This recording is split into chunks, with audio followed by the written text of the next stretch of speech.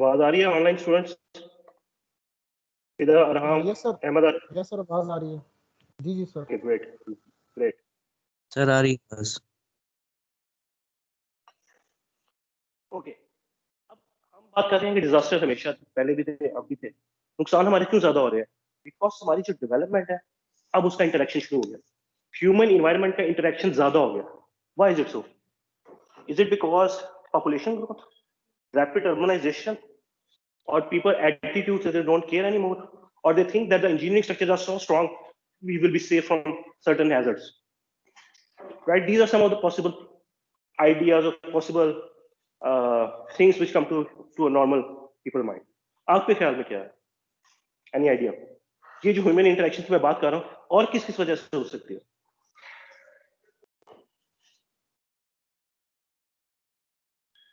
Anyone?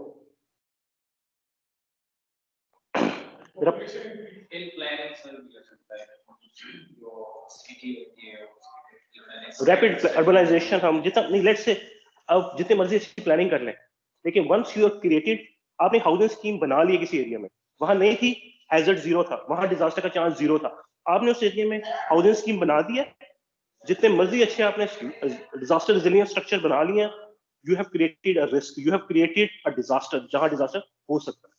That is what I mean by human environment interaction. So development is trying now making contact with the environment. तो जब environment से आपका contact होगा, there is always a chance कि आप affect हो सकते हैं। Urbanization की तो हम बात कर रहे हैं, okay, urbanization है, right? अब हम बात करते हैं poverty की। How poverty is affected by disaster, or why how poverty amplifies disaster impacts? Yes, sir.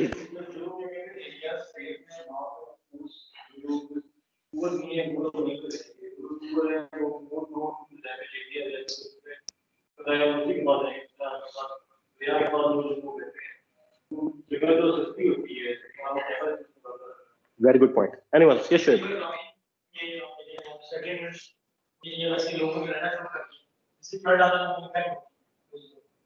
How poverty is impacting those?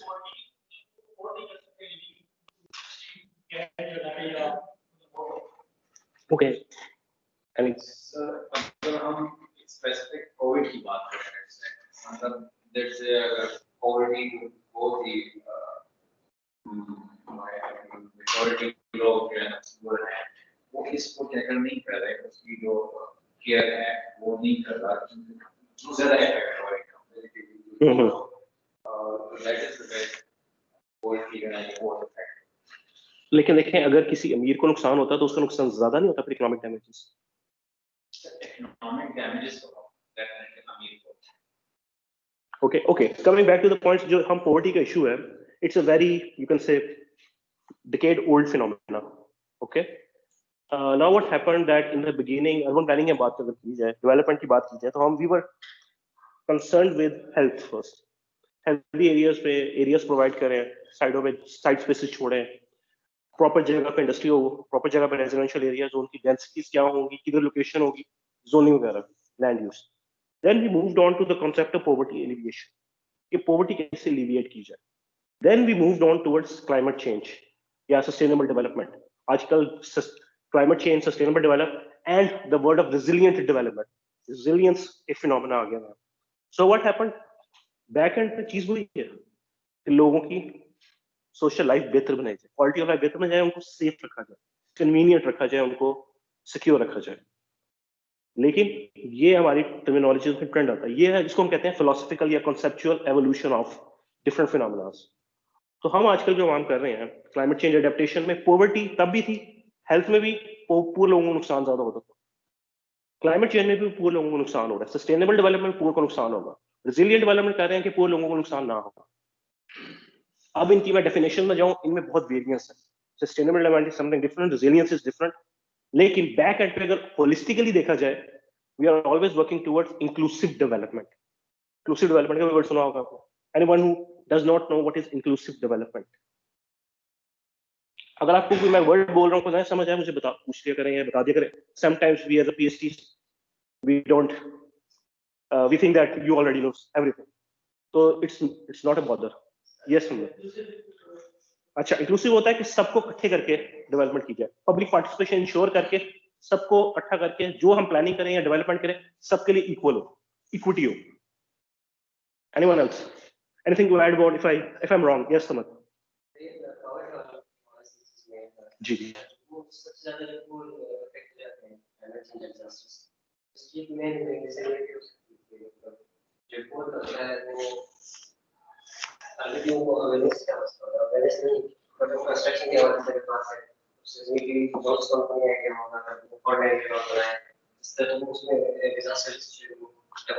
आहिद ने ये बात एक तरह की कर चुका है दोबारा, लेकिन द पॉइंट इज पॉवर्टी के 2-3 इम्पैक्ट्स हो सकते हैं. एक तो इन सेल्फ के वो पुअर है, उनकी एक इनहेरेंट एबिलिटी है, उनके अंदर एक वैसे इनहेरेंट कैरेक्टरिस्टिक मौजूद है जो उनके अंदर है कि कम से कम कुछ भी डिजास्टर, कुछ भी एक्सटर्नल थ्रेट, कुछ भी हो सकता है, कुछ भी चीज उन पे इफेक्ट करेगी तो उसका चीजें एम्पलीफाई हो जाएंगी, क्योंकि वो उसको रिकवरी करने में या उसको कॉप करने में नहीं कर सकते जल्दी से. नंबर 2, जो अहीद ने बात की कि जो गरीब है हाउसिंग स्कीम्स में कौन रहता है या जिनके पास पैसा है, जो प्लान हाउसिंग स्कीम. एक बात कर रहे थे कि इन्होंने बात की कि प्लानिंग इस जगह पे ऐसी जगह की जाए जहां हैजर्ड कम हो, राइट? इस तरह की किसी ने बात की. अब प्लानिंग कर लिया, हमने अप्रूवल कराया हाउसिंग स्कीम से कि ये फ्लड प्रोन एरिया में नहीं आता, इरिगेशन डिपार्टमेंट से हमने वो हाउसिंग स्कीम पास करवा लिया, हाउसिंग स्कीम पास किया, प्लॉटिंग किया और बेचना शुरू कर दिया. लेकिन वो लोग कौन खरीदेंगे? जिनकी इकोनॉमिक पावर है, वही उस तरह की स्कीम्स में घर ले सकते हैं. तो अल्टीमेटली जो पुअर होगा वो कहाँ रहेगा? स्लम्स में, कच्ची वादियों में, गवर्नमेंट की लैंड में, राबी के पास, इरिगेशन डिपार्टमेंट के पास रहेगा. इरिगेशन आपको थोड़ा सा let me give you N anecdote के एक वाकया था मेरा पीएचडी के दौरान में पता चला कि मुल्तान में फ्लड आया था 2010 में. तो मेरी रिसर्च बेसिकली फ्लड्स प्रोडक्शन पे ऊपर है. तो उसमें उन्होंने बात की कि जी यहाँ लोग इरिगेशन की बेल्ट के अराउंड गवर्नमेंट इरिगेशन डिपार्टमेंट का लैंड है, इस पर लोग रह रहे हैं. तो हर जो रिवर है ना, ये उसका बेसिक जहां बैराज या बेसिक क्रिटिकल इंफ्रास्ट्रक्चर का वर्ड हम यूज करते हैं, जहां क्रिटिकल इंफ्रास्ट्रक्चर होता है तो वहां उनका 5-10 किलोमीटर तक लैंड इरिगेशन डिपार्टमेंट के पास होता है. नाउ इरिगेशन डिपार्टमेंट, वहां लोगों ने आके अपने घर बना दिए. अब वो इरिगेशन का लैंड है, इरिगेशन का फर्ज है उनको हटाना. इरिगेशन के पास मशीनरी नहीं है, उनकी जो लेट्स से जो एरिया ऑफ जुरिस्डिक्शन या उनके लॉ या रेगुलेशन में है नहीं कि लोगों को डिस्प्लेस किया जाए. वो अथॉरिटी लाई करती है लोकल डेवलपमेंट अथॉरिटीज के पास या लोकल एडमिनिस्ट्रेशन के पास. उनका काम है लोगों को हटाना. तो क्या होता है, इरिगेशन वाले उनको लेटर लिखते हैं, वो उनको लेटर लिखते हैं, लोग वही वही लोग. तो हमारी वो पेपर वर्क चलता रहता है, कुछ नहीं होता. जब नुकसान होता है तब आर्मी आती है तो वो फिर सारा कुछ करती है.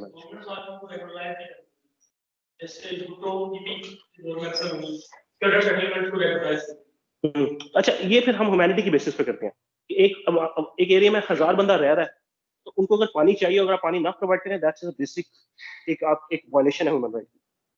गवर्नमेंट स्टेट की जिम्मेदारी है कि हर बंदे को खाना पीना मिले. तो आप ये कह नहीं सकते कि जी इनको इनके कनेक्शन काट दें, गैस काट दें, बिजली काट दें, उनका भी उतना हक है. वो लहदा बात है, ठीक है उन्होंने कब्जा किया हुआ है, but still they are human beings.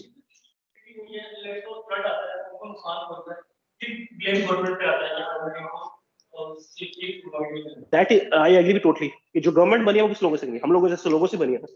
हमारी पब्लिक नहीं जा, हम जैसे प्लानर्स जाके गवर्नमेंट में बैठे हैं.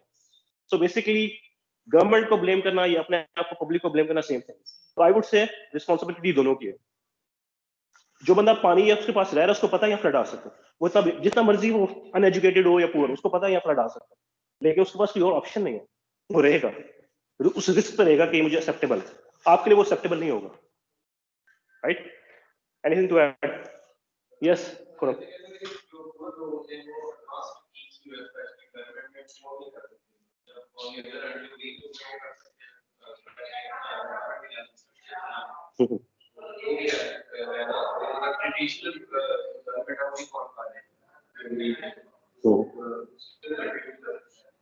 Okay, yes. Yes, Taha, yes.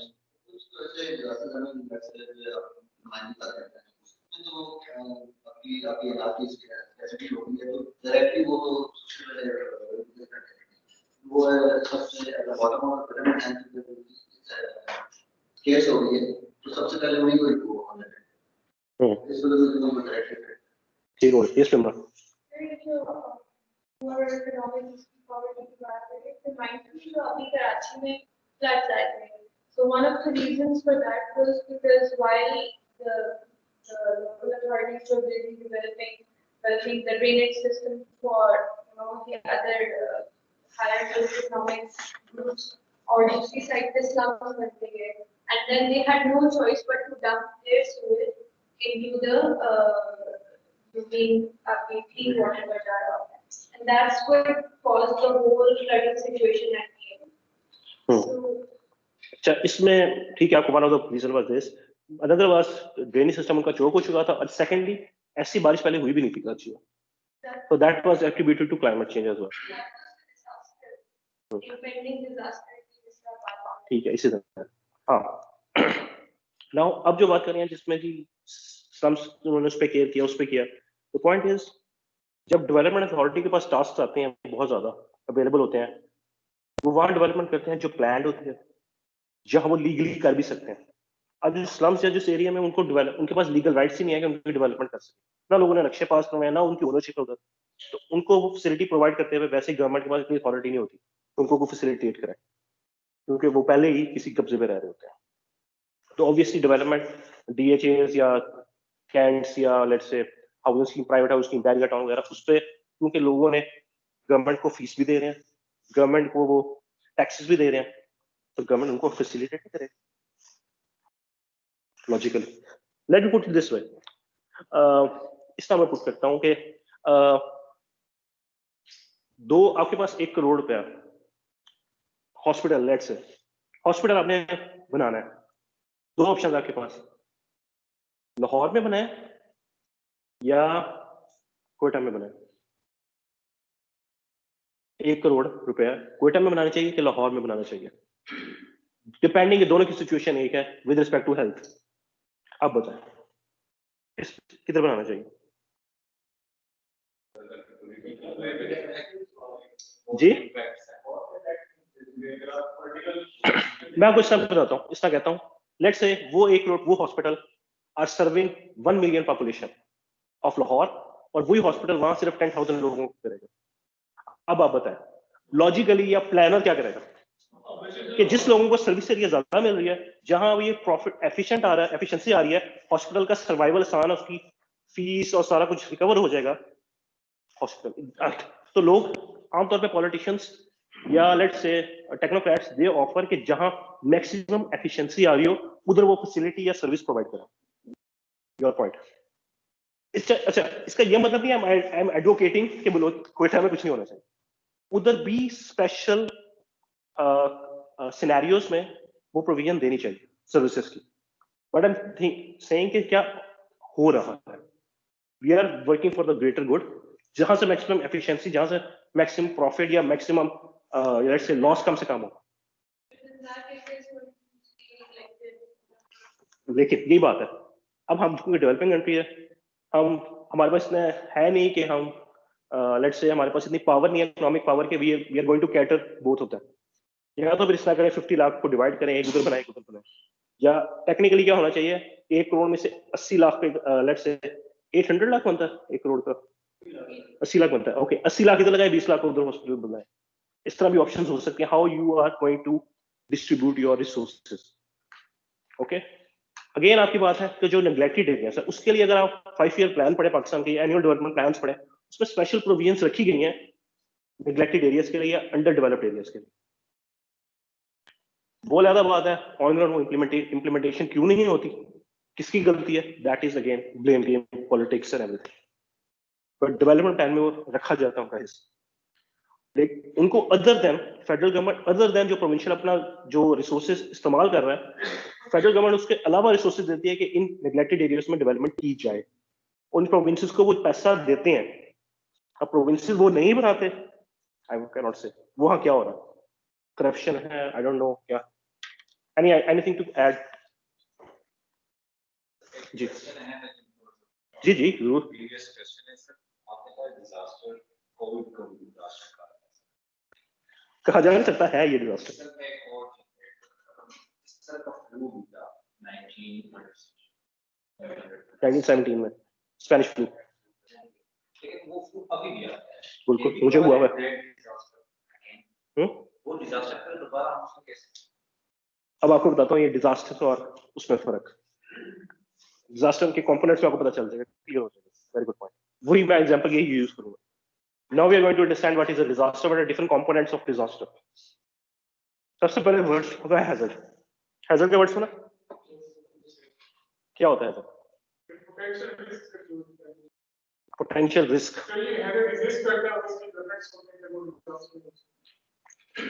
आपके पास गाड़ियों, किसके पास गाड़ी है? हैजर्ड इंडिकेटर देखा कभी गाड़ी में? वो जो इंडिकेटर लगाते हैं, डबल इंडिकेटर चलता है, उसको हैजर्ड इंडिकेटर कहते हैं। वो क्यों लगाते हैं? तो आप क्यों कब ऑन करते हैं वो? यस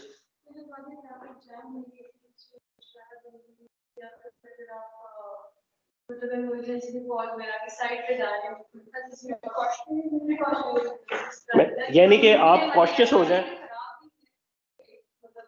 हो जाएं, ये गाड़ी डिजास्टर कॉज कर सकती है। That is what a hazard indicator is. और वो ये होती है कि अगर ट्रैफिक जैम और आप बड़ी हाई स्पीड से आ रहे हैं और गाड़ियां आ रही हैं पीछे से, स्पेशली ऑन मोटरवे, तब हैजर्ड इंडिकेटर ऑन करते हैं। किसको पता चल जाए कि मैं ब्रेक लगाने लगा हूं बहुत बुरी, आप भी रेडी हो जाए, तब हैजर्ड इंडिकेटर ऑन करते हैं। ओके, सो डिफरेंट इंस्टेंसेस में हैजर्ड ऑन करते हैं। अब मैं स्टूडेंट से बात करूंगा कि मेरे बराबर पे होंगे हैजर्ड इंडिकेटर्स ऑन।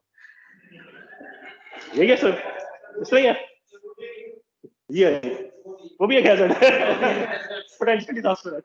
ओके,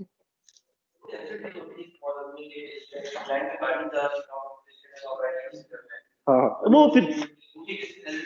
वो बेसिकली प्रिकॉशन ये आपको बताते हैं कि be careful something. Yes okay, anything. अगर मैं हैजर्ड का नाम लूं तो आपके ज़हन में क्या आता है? हैजर्ड क्या चीज? खतरा, alarm, be ready in case something. Okay, a hazard is a situation which poses threat to life, health, property or environment. ठीक है? Now it is theoretical, it is potential, it is theoretical। इसका मतलब है ये disaster हुआ नहीं, हो सकता है। Okay, that is hazard. ये डिजास्टर का एक सब कैटेगरी है हैजर्ड। Okay, clear? हैजर्ड का समझ आ रहा है आपको? जब हम क्लाइमेट चेंज पे या नेचुरल हैजर्ड पे बात करते हैं, natural hazard is a potential natural geophysical hydrometeorological that may cause damage over specific time and area. Geophysical hazards क्या हो सकते हैं?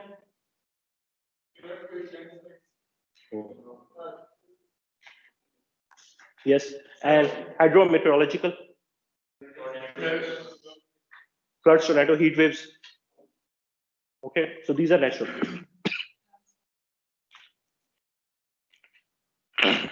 Okay, so these are natural hazards. This is a definition of a natural hazard. This is a hazard. एक पहाड़ के ऊपर पत्थर पड़े हुए जो लैंडस्लाइड कर सकते हैं, लैंडस्लाइड हुई नहीं है, so it's a landslide hazard. Yes. Climate change is hazard है कि इसके भी specific time अगर keep on reducing our environment moving hazard पे कभी hazard है। अच्छा, ये जो मैं आपको बात कर रहा हूँ ये डिजास्टर के पॉइंट ऑफ व्यू से बात कर रहा हूँ। क्लाइमेट चेंज में हैजर्ड का वर्ड इस्तेमाल नहीं होता, क्योंकि hazard is something potential which can happen. Climate change का पता नहीं है कि कहाँ हैपन करेगा, किधर करेगा। उसको डिजास्टर कन्वर्ट करने में हमें पता नहीं चलेगा कि कब वो डिजास्टर बन चुके हैं। ड्राउट है for example, often called by climate change, deficiency of water. कब ड्राउट हो गया और कब खत्म हो गया, हम इसको क्वांटिफाई करना बहुत मुश्किल है, क्योंकि वो सम पीरियड ऑफ टाइम पे होता है। इसका climate change over period of time है, तो आपको ये नहीं कहते ये कब हैजर्ड डिजास्टर बन चुका है। Yes. Sir, this is Sir, earthquake is not representing the earth because see what you said, Sahara doesn't represent pressure in this attack is not it's about the population in it. So there is no disaster कैसे कि विभाग होगा भी economic वहाँ hazard है, यहाँ disaster है। वो चीज देखें, इसमें है अ पोटेंशियल टू कॉज, हुआ नहीं है, अ पोटेंशियल टू कॉज। जब हो जाए तो वो डिजास्टर कह सकते हैं। अलार्मिंग है कि जी अर्थक्वेक आ रहा है, कुछ हो सकता है, आ गया और डिजास्टर और डैमेज हो गया, लेट्स से अर्थक्वेक आ गया, डैमेज नहीं हुआ, आप या आप लोग थे नहीं या वो डेवलपमेंट नहीं थी या डेवलपमेंट इतनी अच्छी थी कि हमें डैमेज हुआ नहीं, that is not a disaster. Very good point. How to quantify कब डिजास्टर होगा, डिजास्टर की क्या क्लासिफिकेशन है, किस चीज को डिजास्टर करेंगे किसको नहीं. So there are different definitions. एक डेफिनेशन होती है जो कॉमनली पाकिस्तान के सिनेरियो में यूज होती है कि जब आपकी अपनी इंस्टीट्यूशंस की कैपेसिटी उस डिजास्टर को हैंडल ना कर पाए, उस इमरजेंसी को, उस हैजर्ड को बर्दाश्त ना कर पाए, that is a disaster.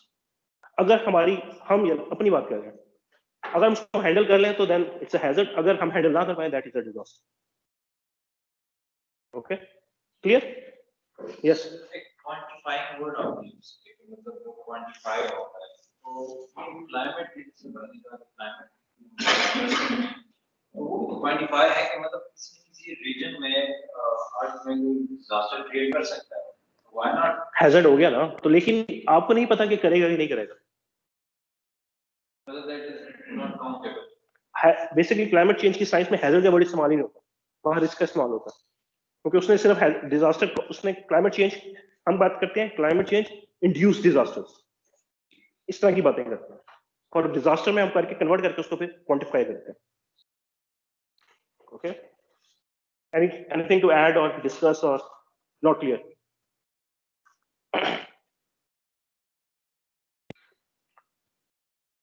Once it becomes active, it is an emergency. Flood आ गया, इट्स नो इमरजेंसी. फ्लड दरिया में तुगयानी आ गई है, okay, now it's active, emergency situation हो गई है. मूनसून की दफा गवर्नमेंट इमरजेंसी प्रिपेयर करने के लिए छोटे छोटे कैंप्स लगा देती है शहर के अंदर कि जी पानी ना खड़ा हो. हैजर्ड आ चुका है, इमरजेंसी सिचुएशन क्रिएट हो चुकी है, but it is a phenomena which can trigger a disaster. Clear हो गया? And every event is necessary in a disaster, हम ये बात कर चुके हैं. So these are some different type of hazards. आपने अक्सर साइंस भी देखे होंगे ड्राइविंग करते हुए, तो साइंस वो दैट इज हैजर्ड साइंस. इस तरह के साइंस आते हैं कि अब now you are entering this zone. Colour car में जाए तो उधर लगा होता है कि रॉक फॉल का होगा, किस उधर sorry flood itself is a hazard. Flood hazard है, लेकिन अगर वो फ्लड डैमेज कॉज करे तो फ्लड डिजास्टर है. क्लियर? अभी आपको हम डिजास्टर की जब डेफिनेशन पे जाएंगे आपको समझ आ जाएगा. माउंट वेस्टुवियस, एनीवन? किसी को कुछ याद आता है स्टेज इसका क्या है? माउंट वेस्टुवियस, it's a volcano. Anyone? Pompeii, किस-किस को पॉम्पे का डिजास्टर पता है? Sir yes yes Aman. जी सर, पोम्पे में जो सर बिफोर क्राइस्ट में सर एक बहुत बड़ा डिजास्टर हुआ था, जिसके नतीजे में सर ये वोल्केनो इरप्शन के रिजल्ट में पूरी जो सिटी थी वो डिस्ट्रॉय हो गई थी सर. जी sir. Okay, yes. So basically Pompeii एक डिजास्टर था, वोल्केनिक इरप्शन थी जो सडन हुई थी और उसने सारी सिटी, पॉम्पे की जो सिटी थी वो विद इन मिनट्स, वो जो इरप्शन हुई थी उसमें क्या, what do you call it, dust? No, we call it lava is something different. Ash, जो ऐश बहुत जल्दी सेटल डाउन हुई थी और लोगों को उधर ही फ्रीज कर दिया था उसे. ऐश बैठी है, गर्म ऐश, और फौरन सॉलिडिफाई हो गई है, तो पूरा का पूरा शहर आपका स्टैचू बन गया था. ओके, सो यहाँ कंजर्वेशन हैं, जहां आप जाएं तो अभी तक आपको स्टैचूज मिलेंगे असली इंसानों के जो रेगुलर काम करते करते फ्रीज हो गए या स्टैचू बन गए, whatever you call it. Okay, अब ये वही एरिया है, और ये आपको ये ग्रीन एरिया को नजर आ रहा है, this is environment, open environment, and this is all development. कि वो जो डिजास्टर बिफोर क्राइस्ट किसी पीरियड में आया था 20 है, अब उसी एरिया पे लोगों ने डेवलपमेंट कर दी. अब ये हैजर्डस सिचुएशन क्रिएट हो गई है, पोटेंशियल हैजर्ड क्रिएट हो गया है. अगर इरप्शन हुई तो उससे ज्यादा नुकसान होगा.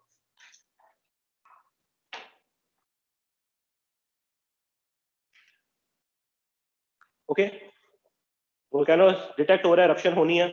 Okay, that is imminent, that is a hazard. But once it happens and destroys something, causes damage, that is disastrous. अब बताएं मुझे, ये hazard है या disaster है? Yeah? Disaster कौन बोला? जब ये नीचे गिरेगा या इंजरी होगी या डेथ होगी, then it's a disaster. That it is a hazard. It's not a disaster. So basically, desert is a hazard. Disaster is defined as a disruption of functioning of a community. ऐसी hazard ने जिसमें आपकी normal life को disturb कर दिया, COVID.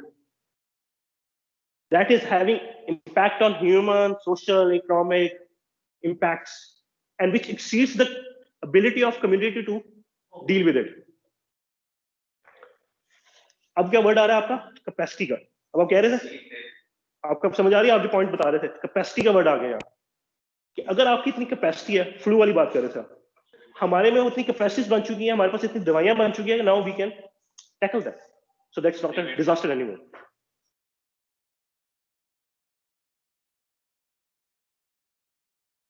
Now different definitions. This is a picture of. Okay, let's take a pause. Run over it.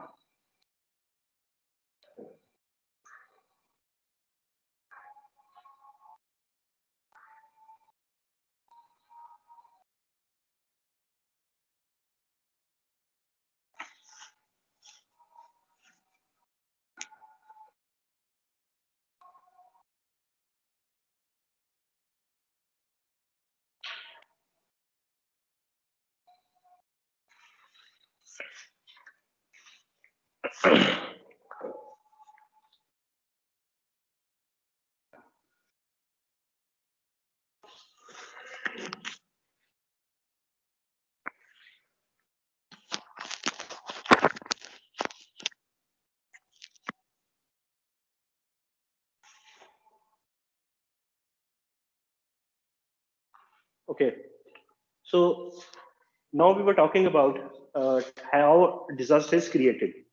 तो 2004 का जो सुनामी आया था, इंडियन सुनामी, इंडोनेशिया में बहुत तबाही हुई थी. बंडा एचे की एक सिटी थी जो पूरी तबाह हो गई थी. अब हम देखें वो सिटी की डेवलपमेंट बिल्कुल समुद्र के साथ हुई है. ओके, सो हैजर्ड था हमेशा. सुनामी आया तो वो डिजास्टर बन गया. This is Tan and Indus River. With a gap of I think summer of 20 जून में ये सिचुएशन थी इंडस की. ये सिटी है. अगस्त में 2010 की जो फ्लडिंग हुई थी मुल्तान, मुजफ्फरगढ़ और सारी इस एरिया में. This is Multan city. तो आप समुद्र रिवर कितने पास रहे हैं, तो then It has a potential to cause a disaster, right? So हमने development इस तरीके की कर लिया कि हमने जब now people say that urban flooding or this riverine flooding it's very most common, या coastal flooding वगैरह. Why is it so common? Because all the cities are built upon river rivers. जितनी भी बड़ी आपकी civilization है वो सारी river के लॉन्ग बनी है क्योंकि आपकी एग्रीकल्चर लैंड थी. ओके, तो of course river and flooding और फ्लड रिस्क क्रिएट हो चुका है तब भी, लेकिन क्योंकि अब अर्बनाइजेशन इतनी ज्यादा हो गई है अर्बनाइजेशन इतनी ज्यादा हो गई है कि now it is now becoming a disaster. It can become a disaster. Okay, anyone have heard this word?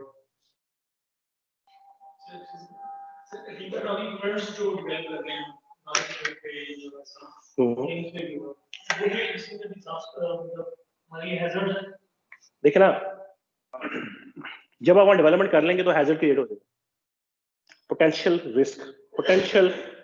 और जब रिवर में रावरी में जब भी पानी ज्यादा आ गया नॉर्मल से ज्यादा, that can cause a disaster.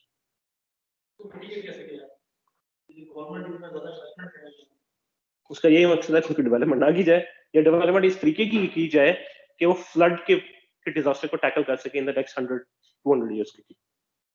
इतना पानी बर्दाश्त करना है तो उसकी डेवलपमेंट इस तरीके से होगी, इतनी हाइट पे बनी हो सकता है. रिवर एंड फ्लडिंग के हो सकते हैं लेकिन फ्लैश फ्लडिंग नहीं हो सकता. What is flash flooding, what is river and flooding?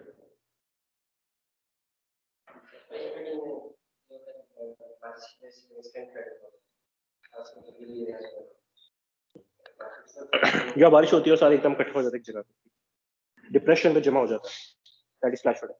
It is also like एक जगह पे जब we call it cloud bursting का वर्ड है, बादल फट जाते हैं तो इट मींस वहां बहुत तेजी से बारिश होती है और बहुत ज्यादा पानी एकदम आता है, that is flash flooding. So damn वहां तो बचा सकते हैं लेकिन flash flooding caused by climate change वो नहीं हम रोक सकते. कराची वाली बात वो फ्लैश फ्लडिंग थी, आपके डैम उसको नहीं रोक सकते थे.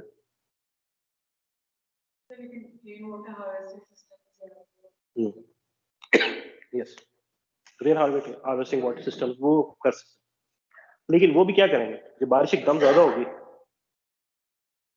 आपका ड्रेनेज कैपेसिटी ये क्या कहेगा उसको बर्दाश्त नहीं कर पाएगा तो डिजास्टर होगा. ओके सॉरी, ये वर्ड याद कर दे. Yes, So you mentioned hazard of this disaster natural hazard like a natural order in condition. So in the disaster of the sex natural disaster. okay, anyone else?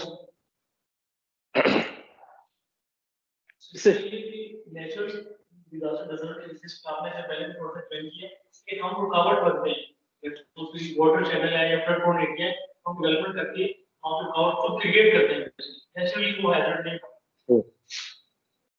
Got this part?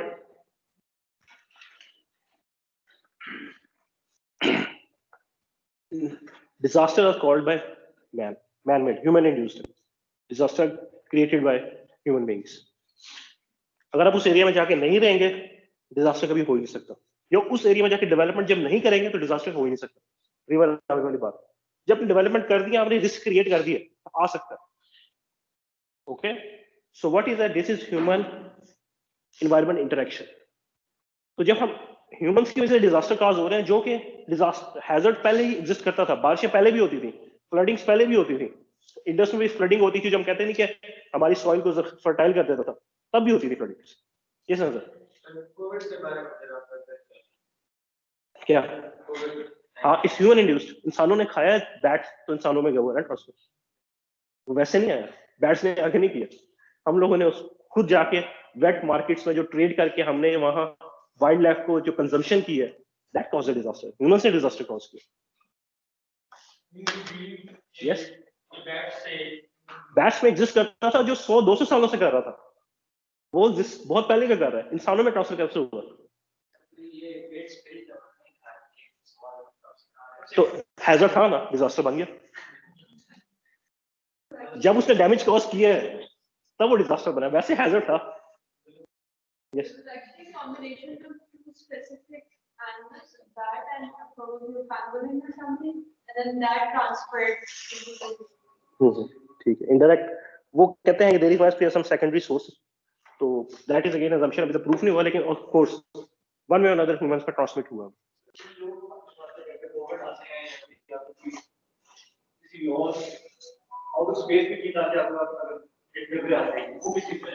वो भी hazard है, extra terrestrial aliens आ सकते, हमला कर सकते हैं, it's a hazard. कोई asteroid आके आपको टकरा सकता है, इट्स अ हैजर्ड, लेकिन जब लगेगा तो डिजास्टर करेंगे, उससे पहले तो हम याशी करेंगे।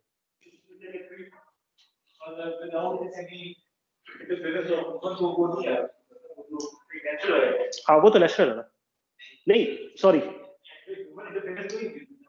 ओके ओके, लेकिन द थिंग इज अगर एस्ट्रॉइड ने आके नेचुरली, एस्ट्रॉइड आके जो कहते हैं, क्या कहते हैं एस्ट्रॉइड को उर्दू में, शमसे क्या, शाहब साकिब, राइट, वो आजकल आके गिरते रहते हैं, ऐसी बात नहीं है, वो सदियों से गिर रहे हैं, लेकिन अब जब गिरेंगे इंसान वहां होंगे तो डिजास्टर होगा। इंसान वहां अगर नहीं होगा तो डिजास्टर नहीं होगा, या लोग वहां से इवैक्यूएट कर जाएंगे तो डिजास्टर नहीं होगा।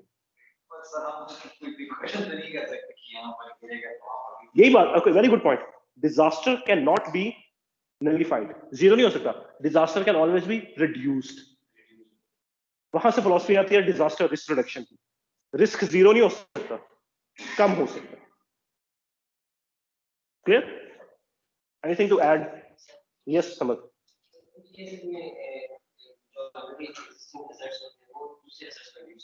बिल्कुल, कास्केडिंग डिजास्टर कहते हैं उनको, cascading hazards.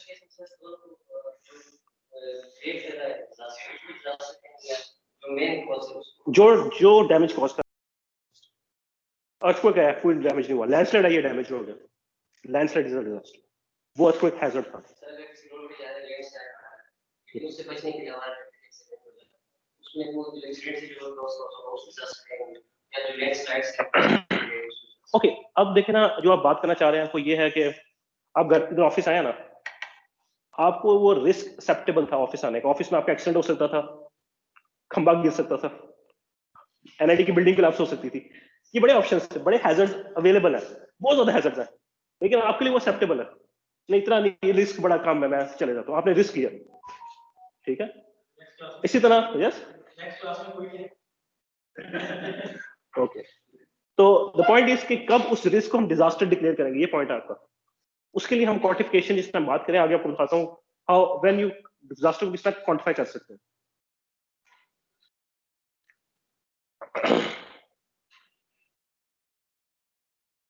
So natural disaster और ह्यूमन इंड्यूस्ड डिजास्टर, ये कुदरती आफत है कि ये इंसानों ने खुद बनाई है?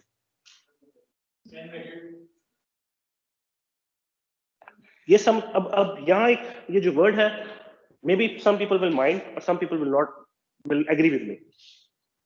किसी चीज को कुदरती कहने का मतलब ये है, नेचुरल कहने का मतलब ये है, you are giving it up, ये चीज किसी डिवाइन इंटरवेंशन की वजह से हो रहा है। और जब हम कहते हैं ना किसी की, हम उसमें कुछ कर ही नहीं सकते, तो आप उसकी प्रिकॉशनरी मेजर्स भी नहीं करेंगे। डिजास्टर मैनेजमेंट इसके खिलाफ फिलॉसफी में बात करता है, कहता है नहीं, इसको एक्नॉलेज करें, इससे बचा कर जा सकता है। जब किसी को आप कुदरती या नेचुरल कहते हैं, it means you are attributing it to something else, जिसकी वजह से आपके पास कोई, you are powerless basically. So जब अपने आप को पावरलेस फील करेंगे, you will not take any precautionary measures. So now people are advocating that there should not be word natural disaster, but only natural hazard. Okay? Yes, Karan. ये मैं बात करना चाह रही थी, पॉइंट में ला ही रहा था, लेकिन चले आपने शुरू कर दिया, चले कोई बात नहीं।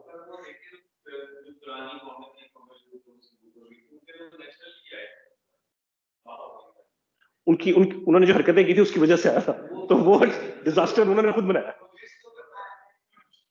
Yes? Hazard was already there. Yes, sir.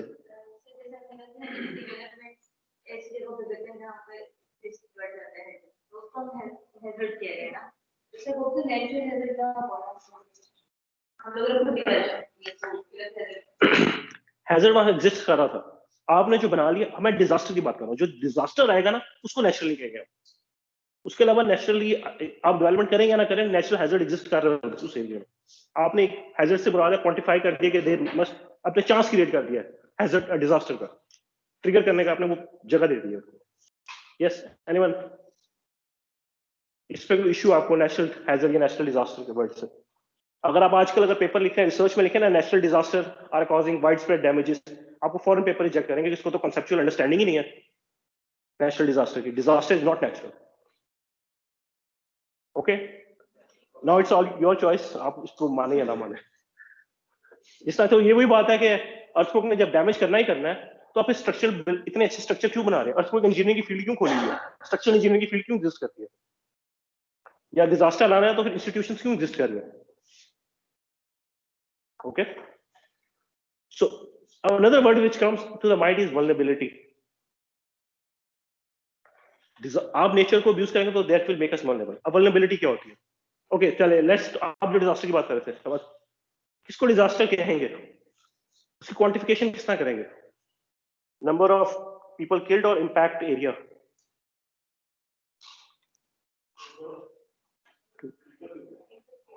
Yes, sorry, हाँ, वो एक बड़ा एक वर्ड है प्रोवर्ब उसको कहते हैं कि one death is a tragedy, 10 is a statistics. जब अब एक बंदे को किसी को डेथ होगी ना तो मीडिया उसको बताएगा फला बंदा था, उसकी फैमिली ये थी, ये था, वो ये करता था, इतने लोग रह गए, इसके इतने बच्चे थे, ये बताया. 10-15 की डेथ हुई है तो हम कहेंगे 10-15 डेथ्स हुई है बस, तो उसको हम स्टैटिस्टिक्स में ले जाते हैं, नंबर्स की गेम आती है. तो कम इसी तरह आपसे अगर आपको इंडिविजुअल कोई इशू है तो ट्रेजेडी है, आप सबको कोई इशू है तो इट्स अ स्टैटिस्टिक्स.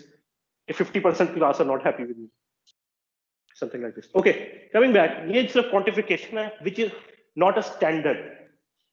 ये भी किसी ने दी हुई है, दुनिया में स्टैंडर्ड नहीं है. How you classify disaster? Some people say that जहां डेथ्स भी हो, डैमेजेस भी हो, इकोनॉमिक डैमेजेस भी हो, लॉस ऑफ लाइफ भी हो, ये भी सारी चीजें हो तो फिर डिजास्टर बनेगा.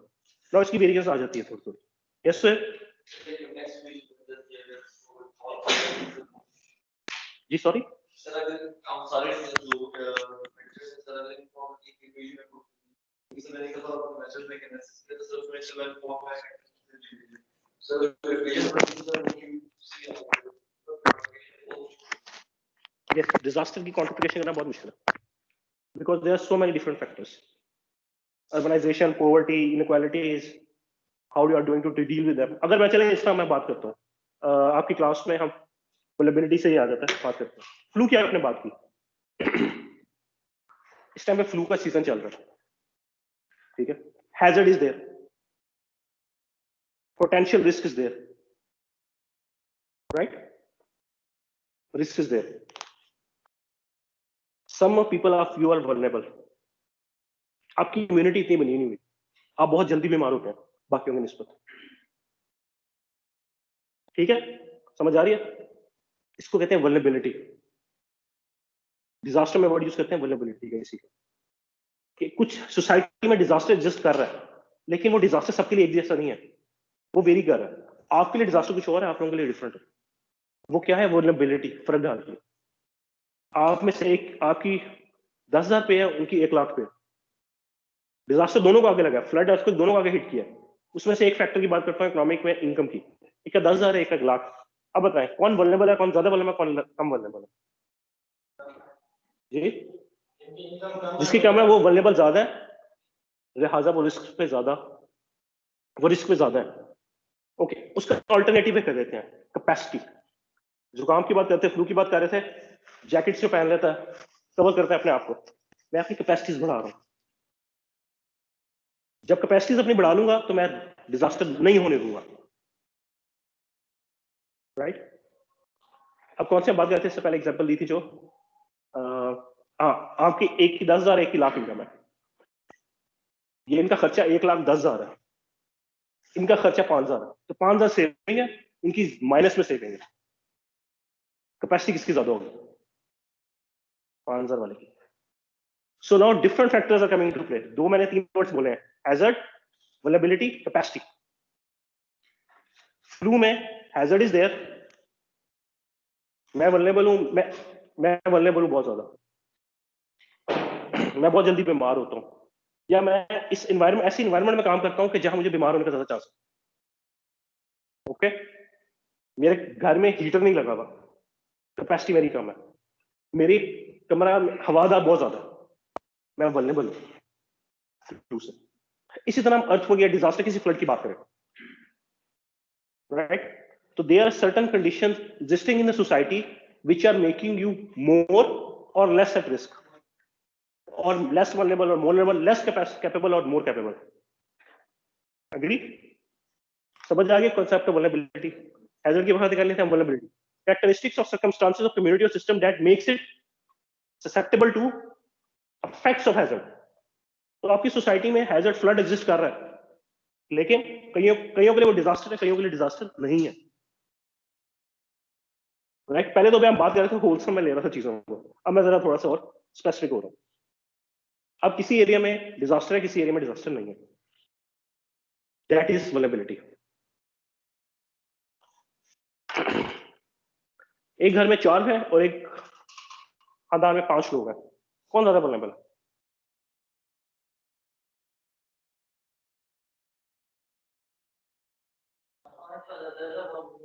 यस, जो जितनी आवाम ज्यादा होगी, 2 शहर है, एक में लाख पॉपुलेशन है, एक में 10 लाख पॉपुलेशन है, जिसकी पॉपुलेशन ज्यादा होगी उधर ज्यादा चांस है डिजास्टर होने का, वहां ज्यादा पीपल वल्नरेबल हो सकते हैं। यस, चलिए डेंसिटी ले रहे हैं, नंबर ऑफ पीपल ले रहे हैं, डेंसिटी ले रहे हैं, 2 एरिया की डेंसिटी ले रहे हैं। डेंसिटी बेसिकली वेरी करती है सारे शहर के अंदर, so that is why I am taking a whole city. Clear? अगले वर्ड ये है वल्नरेबिलिटी लेवल्स। पाकिस्तान कितना वल्नरेबल है? This is for the against,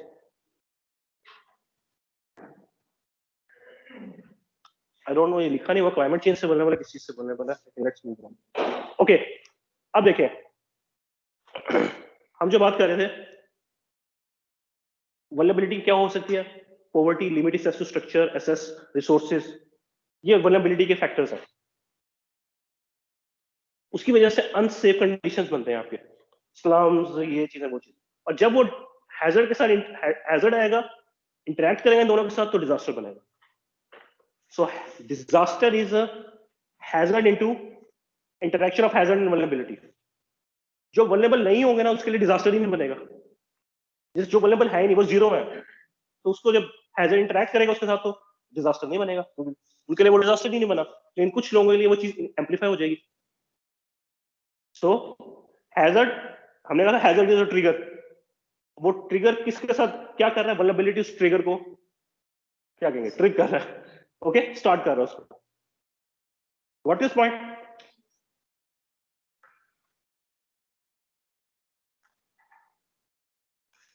vulnerability पहले वो था कि ऊपर गिर रहा है, व्हाट है, अब ये वल्नरेबिलिटी है, वो बंदे का उधर होना वल्नरेबिलिटी है, नाउ इट्स अ डिजास्टर। अगर बंदा नहीं होता तो सिर्फ हैजर्ड हो रहा था। क्लियर? आपको कंसेप्चुअल अंडरस्टैंडिंग होगी इन 3 चीजों में, हैजर्ड, वल्नरेबिलिटी और disaster. Clear? Any question? Because अगर मैं यहीं से अगर कंफ्यूज आपको हुए तो आप हम आगे नहीं जा सकते। मैं और जो मैं जैसे आपने बताया फ्लड प्रोन रीजन है, तो उसमें एक बंदा स्ट्रक्चर है कंप्लीट, एक है मड हाउस, ऑब्वियसली जो मड हाउस वाला है वो वल्नरेबल होगा, वो वल्नरेबल है, लेकिन हैजर्ड दोनों भी है, हाँ, वल्नरेबल वो वो था, डिजास्टर भी, हाँ, दैट्स इट। तो मैं अगर कहीं वल्नरेबल या वल्नरेबल कैपेसिटी रिस्क का वर्ड यूज करूंगा, इट मींस डिफरेंट थिंग्स। तो पेपर में भी ये ना लिखें एक चीज को अगर दूसरी चीज से आपने कंफ्यूज किया, तो I am very strict about concepts. Disaster हो सकता है, वेरी गुड, ठीक है, ओके। वल्नरेबिलिटी समझ आ गई?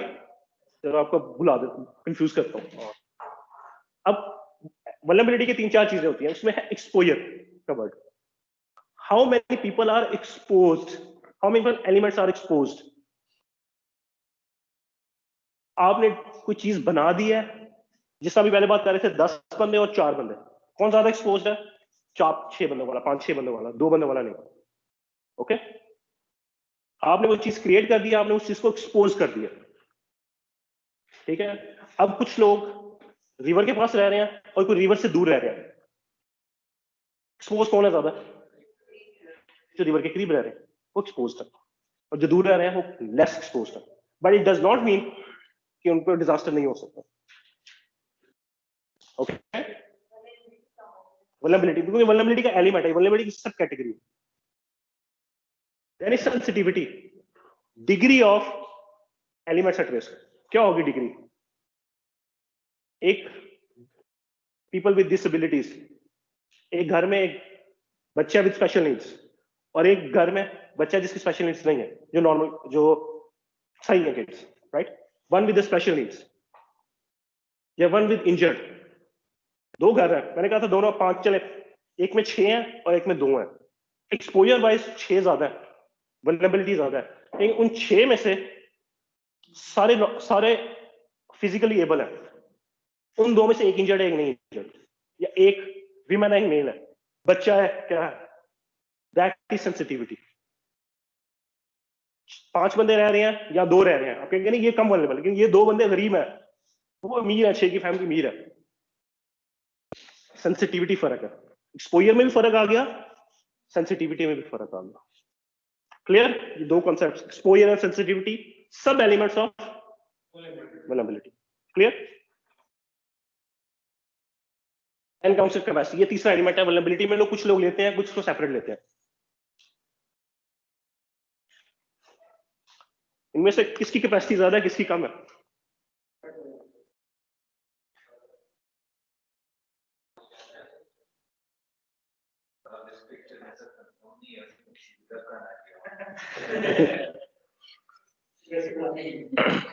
ओके, सो कुछ लोगों की कैपेसिटीज भी होती हैं, उन्होंने खुद बनाई होती हैं। किसी की, आप में से कितनों को फर्स्ट एड ट्रेनिंग है? कितनों को स्विमिंग आती है?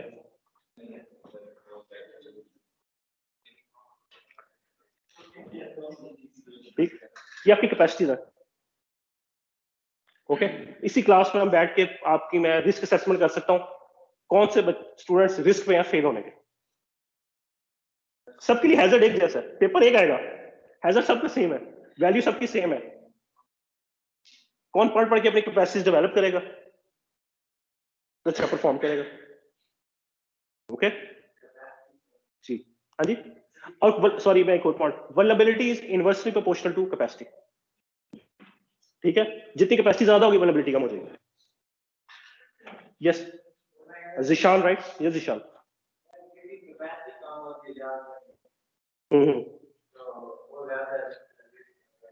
हाँ, you can say that. Okay, capacity में भी 2 चीजें हैं। सॉरी, दोबारा बताएं, आपने क्या बात की? मुझे यहाँ उसको बोलना था। किसी कैपेसिटी कम होती है याद करने की। अच्छा, तो बस ठीक है ना, वो उसके रिजल्ट्स पे आएंगे ना पेपर। तो वो तो मैं तो ये नहीं कहता सारे एक जैसे हैं। अच्छा, फिर हम 2 वर्ड यूज करते हैं, कोपिंग कैपेसिटी और अडैप्टिव कैपेसिटी। अच्छा, इन सब में आपको फर्क आना चाहिए, exposure, sensitivity, capacities, vulnerabilities, hazard, इन सब का कॉन्सेप्चुअली आपको चीजों का पता होना चाहिए। अब हम बात करें coping and adaptive capacity. Anyone, coping and adaptive capacity से क्या समझ आती है आपको?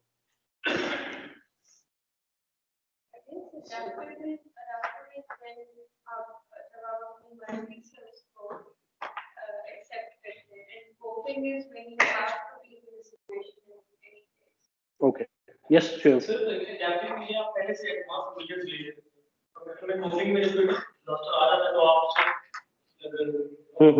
Anyone else? Yes sir, sir. Adaptive में इसको सिंपल सेटिंग या कोपिंग में anyone else? Yes sir. Sir coping नहीं होती का मैक्सिमम आप जो बिल्ड होती है सब यूज कर लेते हैं, या फिर एक चीज को फॉलो करना है तो सब करना है। बट सर एक चीज कोई सेम चीज अगर आपने बात बनाई है दोबारा की वापस पर डाल सकते हैं। Okay, yes sir.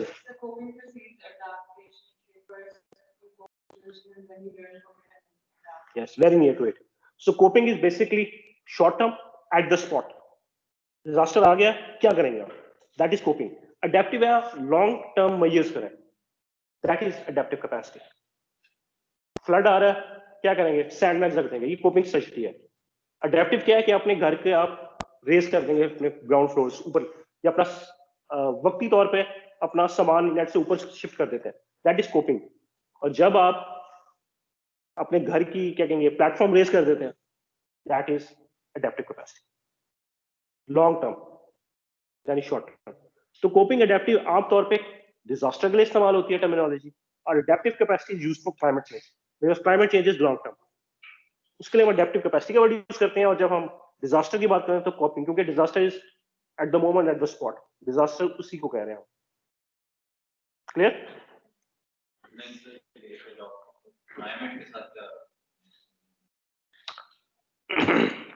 Okay, adaptive is basically long term, अपने आप को ओके अडेप्टिव कैरेक्टरिस्टिक्स का बनाते हैं। क्लाइमेट चेंज की, क्लाइमेट चेंज के इंपैक्ट्स आ रहे हैं आपको पता है, ओके उसके लिए अडेप्टिव कैपेसिटी, हम फार्मर्स की अडेप्टिव कैपेसिटी लेते हैं। वो क्या करते हैं, अपने क्रॉप्स के जो रीपिंग एंड सोइंग के टाइम से बदल लेते हैं, या अपनी क्रॉप की डाइवर्सिफिकेशन कर लेते हैं कि एक क्रॉप ना लगाए कोई फेल हो सकती है, एक उस पूरे एकड़ में एक क्रॉप लगाएंगे तो फेल हो सकती है, व्हाई नॉट 3-4 क्रॉप्स लगा लें। तो कहते हैं क्रॉप डाइवर्सिफिकेशन। तो ये अडेप्टिव कैपेसिटी, उन्होंने अडेप्ट कर लिया अपने आप को।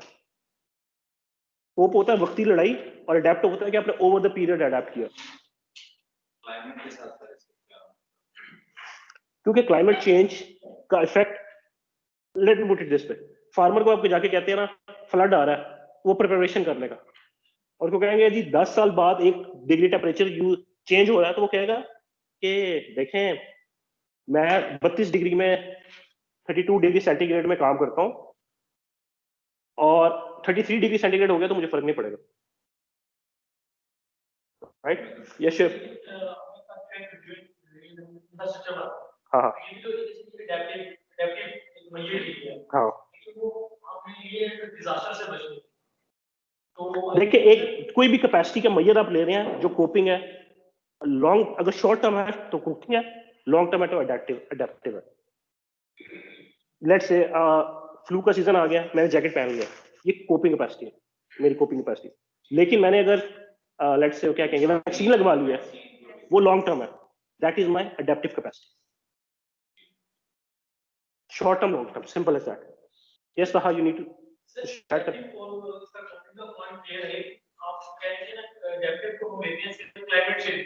आमतौर पर लेते हैं, आमतौर पर लेते हैं, डिजास्टर के लिए भी ले सकते हैं, इट डज नॉट मीन, लेकिन commonly adaptive capacity. Disaster is क्योंकि डिजास्टर एकदम होगा, क्लाइमेट चेंज लॉन्ग टर्म है, उसके इंपैक्ट्स पता नहीं चलेंगे आपको,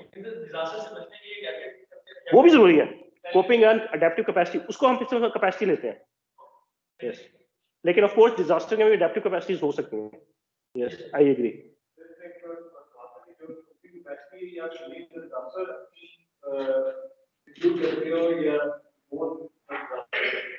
very good point. Adaptive capacity आमतौर पर डिजास्टर से पहले होती है, और कोपिंग डिजास्टर के जस्ट बिफोर अ डिजास्टर।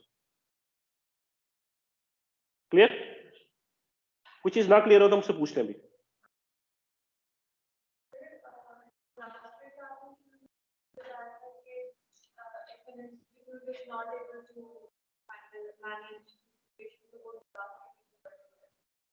जब इसके साथ आप डिजास्टर को ऐड कर रहे हैं तो how is that adapted? Okay, जो हम इंस्टीट्यूशनल कैपेसिटीज की बात कर रहे थे, वो हम कोपिंग की उस टाइम पे बात कर रहे थे। इफ क्योंकि कोपिंग अडेप्टिव कोपिंग कैपेसिटी आमतौर पे डिजास्टर के लिए इस्तेमाल होती है। So basically institutions when they are at the spot they are not able to cope with the disaster, coping capacity, if they cannot cope with them, then it is a disaster. Clear? That is a hazardous environment, या emergency situation. So, let's say ये Covid situation, अभी emergency लगी हुई है पाकिस्तान में, right? Islamabad में भी लगी हुई है। कल को डेथ ज्यादा हो जाती है, या गवर्नमेंट हॉस्पिटल आपके उनको हैंडल नहीं कर सकते पेशेंट्स को, देन इट्स एन डिजास्टर। उसके लिए हम कोपिंग स्ट्रेटजी क्या इस्तेमाल करते हैं? लॉकडाउन। अगर हम लॉकडाउन प्रोलॉन्ग करें 1-2 साल का, दैट इज अडेप्टिव मेजर, लेकिन हम कोपिंग मैकेनिज्म इस्तेमाल करते हैं। लॉन्ग टर्म का, सिंपल। मेजर डिफरेंस सिर्फ शॉर्ट टर्म लॉन्ग टर्म का। फिर अगेन वो हम अगर और फिलोसफी में जाते हैं तो हम कहेंगे अच्छा शॉर्ट टर्म किस टाइम पीरियड, कितने टाइम को कहेंगे, लॉन्ग टर्म किसको कहेंगे, that is a separate debate. Clear?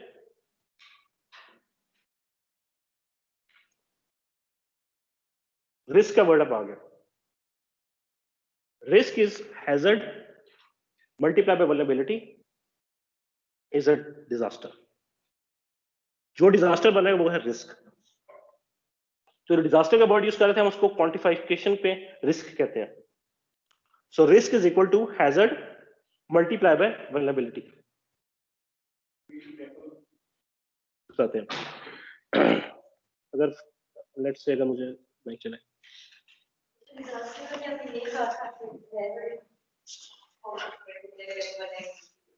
Yes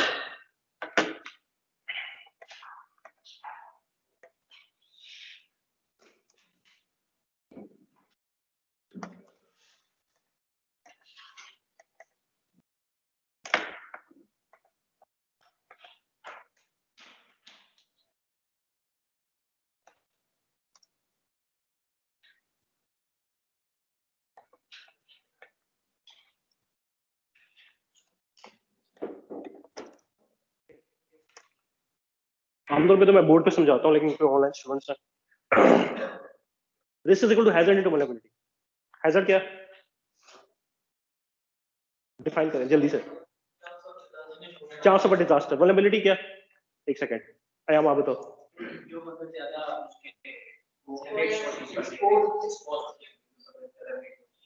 okay, sensitivity का क्या मतलब है? Shahriar right, sensitivity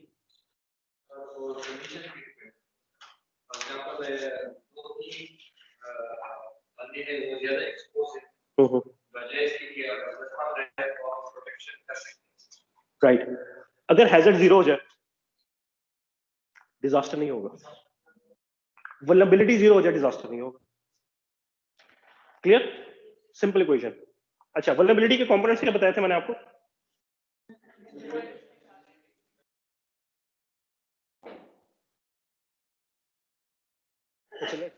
I'll use vulnerability to sensitivity. अब बताइए इस इक्वेशन में एक्सपोजर ज्यादा हो रही होगी तो डिजास्टर का चांस बढ़ता जाएगा, सेंसिटिविटी ज्यादा होगी डिजास्टर का रिस्क ज्यादा होता जाएगा, कैपेसिटी ज्यादा होगी रिस्क कम होता जाएगा। सारे कॉन्सेप्ट्स इसको कहते हैं द डिजास्टर रिस्क इक्वेशन।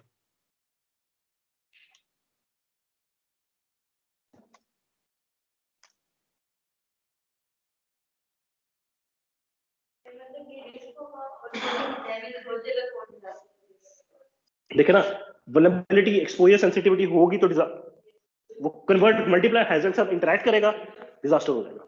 अब ये मैं इसको क्वांटिफाई कर रहा हूँ। हैजर्ड की कोई वैल्यू होगी हमारे पास, अर्थक्वेक की कोई वैल्यू होगी, एक्सपोजर की भी वैल्यू होगी, सेंसिटिविटी की भी होगी, कैपेसिटी की भी होगी। मैं अगर आपसे इंडिकेटर लेता हूँ, कुछ इंडिकेटर्स बनाता हूँ एक्सपोजर सेंसिटिविटी कैपेसिटी के, ठीक है, मैं आप सबकी रिस्क को क्वांटिफाई कर सकता हूँ। ठीक है, हैजर्ड की लेट्स से सबकी एक वैल्यू है। ठीक है, एक्सपोजर आप दिन में जो जॉब करते हैं, जो जॉब नहीं करते, कोविड की बात कर रहा हूँ, जो कोविड करते हैं वो कहेंगे यस हम करते हैं, उसको हम कहेंगे 1, जो नहीं करते होंगे 0। तो एक्सपोजर की वैल्यू 0 की होगी, किसी की 1 होगी। सेंसिटिविटी में क्या होगा, आप कितने लोगों से मिलते हैं, जो जॉब नहीं कर रहे हैं वो भी कुछ लोगों से मिल सकते हैं, और जो जॉब कर रहे हैं वो शायद ज्यादा लोगों से मिलते हैं। लेट्स से 10 लोगों से मिल रहे हो, मैं 10 की वैल्यू ऐड कर दूंगा। कैपेसिटी, आप प्रिकॉशन मेजर्स कर रहे हैं या नहीं कर रहे, मास्क पहन रहे हैं, सैनिटाइज कर रहे हैं, हाथ के नहीं कर रहे, कैपेसिटी के मेजर्स के इंडिकेटर में क्वांटिफाई कर लूंगा 4-5, 1110 को ऐड कर लूंगा, तो मैं रिस्क को क्वांटिफाई कर सकता हूँ। तो मुझे एक एक बंदे का रिस्क पता चल जाएगा कौन कितने रिस्क पे है।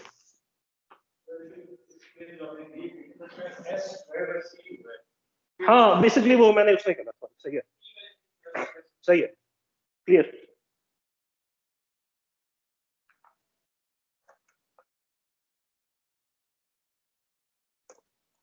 ठीक है, ठीक हो गया। आर्किटेक्ट्स समझ आ रही है, ब्रैकेट्स ऑफ एवरीथिंग। अच्छा, वो कंफ्यूज हो जाते हैं, मैंने पिछले आर्किटेक्ट्स कि ये क्या हो गया सर, हमें नहीं समझ आ रहा। और हम इसकी मैथमेटिकल मॉडलिंग भी करेंगे खास कर। So a large situation next to a error bank or something is has a flood risk, not a flood hazard. Anyone wants to take up? I don't want to answer, उन्होंने जो बात की repeat करें। Settlements जो है पानी के साथ वहाँ फ्लड का चांस है, flood risk. Yes, anyone answer करना चाहे? Yes sure.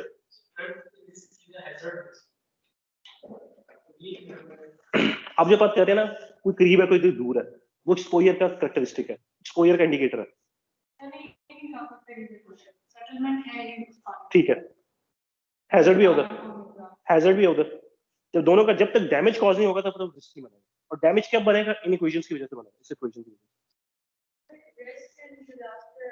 Same, okay, disaster risk same, इसलिए आपको कहा था disaster risk equation. Clear? Yes sure, clear हो गया? Anything to add?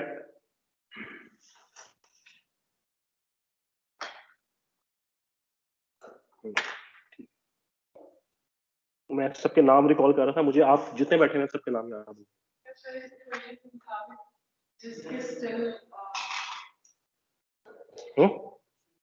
Risk is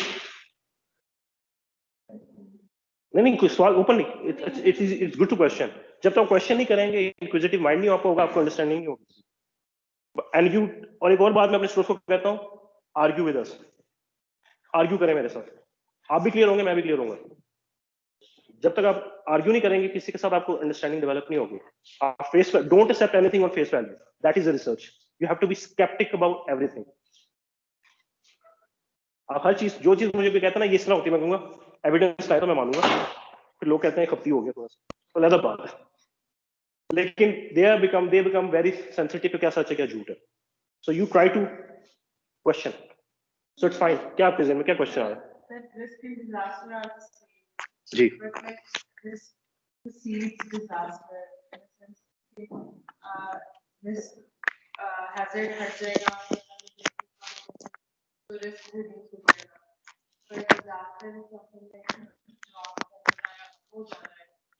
okay, अब मैं समझ गया आपका क्वेश्चन। इस इक्वेशन ये बता रही है कि मैं आप सबकी रिस्क असेसमेंट कर सकता हूँ कि इन केस डिजास्टर आ गया, किसको सबसे ज्यादा, किसी रिस्क की वैल्यू सबसे ज्यादा होगी, उसका सबसे ज्यादा डैमेज होगा। ये आपका क्वेश्चन होगा, यही पॉइंट।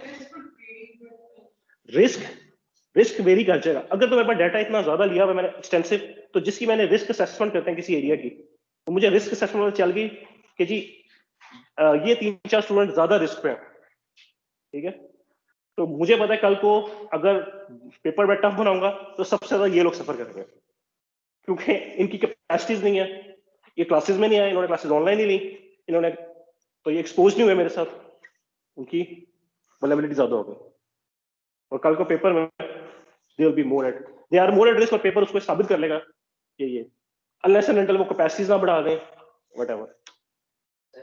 यस सर, क्लियर हो गया आपको? सॉरी, क्लियर हो गया? क्या एनीथिंग टू ऐड?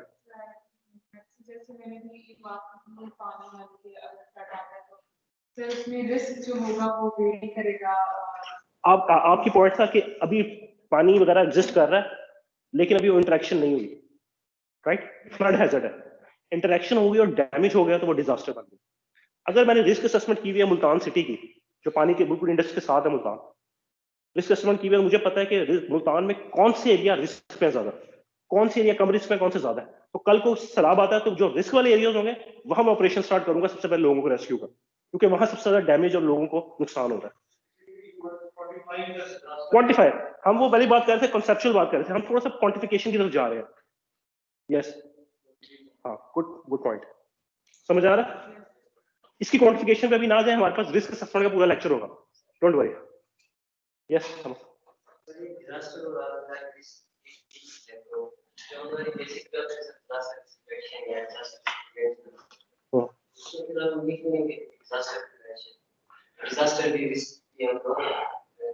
अच्छा, आप जो बात, अच्छा आप एक और फिलोसफी को ला रहे हैं, वो है disaster risk management. Risk management में आता है प्रिवेंशन, मिटिगेशन वगैरह, रिहेबिलिटेशन, वो डिफरेंट डिजास्टर मैनेजमेंट साइकिल, किसने सुना हुआ है नाम? यस, पढ़ा हुआ है, देखा होगा, ठीक है, वो अलग है, वो नेक्स्ट लेक्चर में बताऊंगा मैं, ठीक है। ये हम कॉन्सेप्चुअल बातें कर रहे हैं फिलहाल। इवन मैंने ये भी इक्वेशन नहीं बनानी थी क्योंकि वो बात की बात है, लेकिन आपने बात की तो मैंने कहा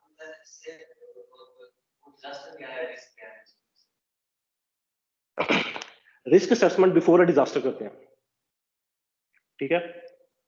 इन केस डिजास्टर आएगा तो किन लोगों को अफेक्ट करेगा, कौन पीपल एट रिस्क है, that is risk assessment. It is done before a disaster. हम देख रहे हैं कि अगर डिजास्टर आ गया तो क्या कहां नुकसान होगा, that is risk assessment. But it is directly proportional to risk, यानी कि वो डिजास्टर, उस डिजास्टर को ही हम पहले से क्वांटिफाई कर रहे हैं या प्रोबेबिलिटी ले रहे हैं कि यहां नुकसान हो सकता है। Yes sure. Risk is equal to disaster. And why we are writing disaster distribution? मतलब risk और disaster equal है. लेकिन आप, disaster is a concept, risk is something quantifiable, ये बात कर रहे हैं। It's like a degree to which हाँ, कह सकते हैं, कह सकते हैं। हाँ, यूनिट क्वांटिफाई कर रहे हैं, यूनिट कर रहे हैं, कोई मैथमेटिकल मॉडल बना रहे हैं। यस जो क्वांटिफाई कर रहे होते हैं, तब जो डिजास्टर क्वांटिफाई करते हैं तब रिस्क भी और डिजास्टर के इक्वल है, ऐसे देखे ना, जो risk है basically one like director state और one two three four ऐसे करके अब मतलब during the time of disaster तो उस risk के benefit को आप उसको क्वेश्चन करेंगे फर्स्ट स्टेप ये है कि देखना तो उस तरह से risk is not to disaster, you are basically giving the question. Basically जो मैं कह रहा हूँ disaster is equal to risk, disaster risk का वर्ड इकट्ठा यूज किया जाता है। तो रिस्क को मैं बात कर रहा हूँ, रिस्क क्या हो सकता है, चले इस तरह बात करता हूँ। आपके लिए रिस्क क्या है, रिस्क का क्या मुराद है? सम पीपल इसको नेगेटिव लेंगे, हम पॉजिटिव लेंगे। या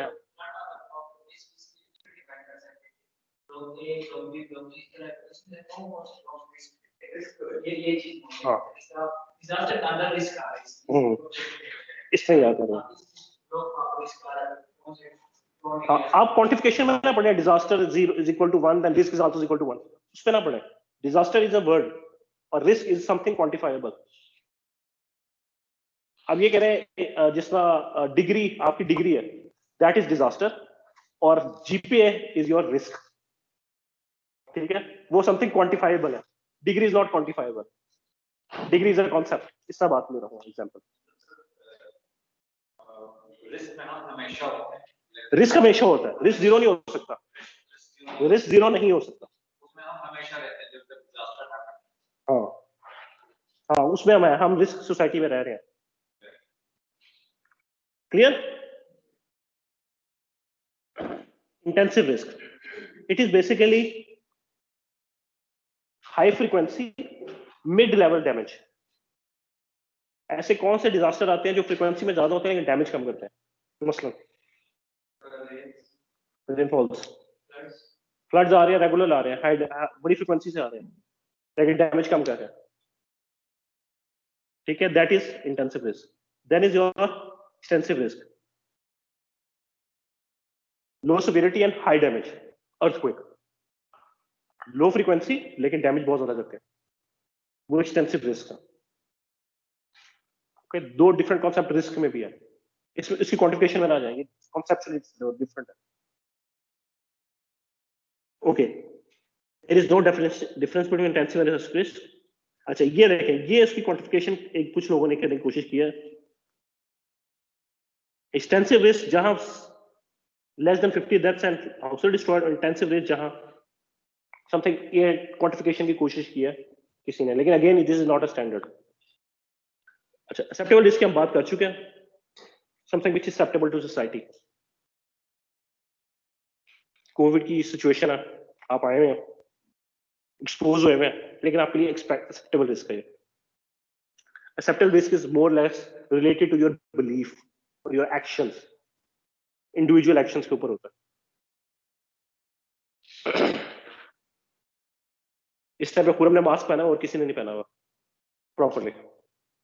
खुरम के लिए शायद आप लोगों के लिए एक्सेप्टेबल रिस्क है मेरे साथ बैठना, खुरम के लिए काम जी।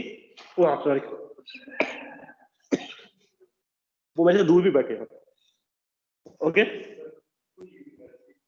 कैपेसिटी लगी है तो एक्सेप्टेबल है, और जो लोग क्लास में आए नहीं उनके लिए अनएक्सेप्टेबल रिस्क था ना, वो आए नहीं क्लास में। मे बी हमने जो वर्ड, आप सही बात है, हम जो बात करते हैं ये यार, वो सेंसिटिव भी बड़ा बंदा, वो रो पड़ता है जल्दी, वो सेंसिटिव बड़ा है, ठीक है? उसकी कैपेसिटी नहीं बनी हुई, वो सेंसिटिव है, तो उसको रुलाना बहुत आसान है, वो उसका रिस्क बहुत ज्यादा है। Clear? Anything to add? Adaptation.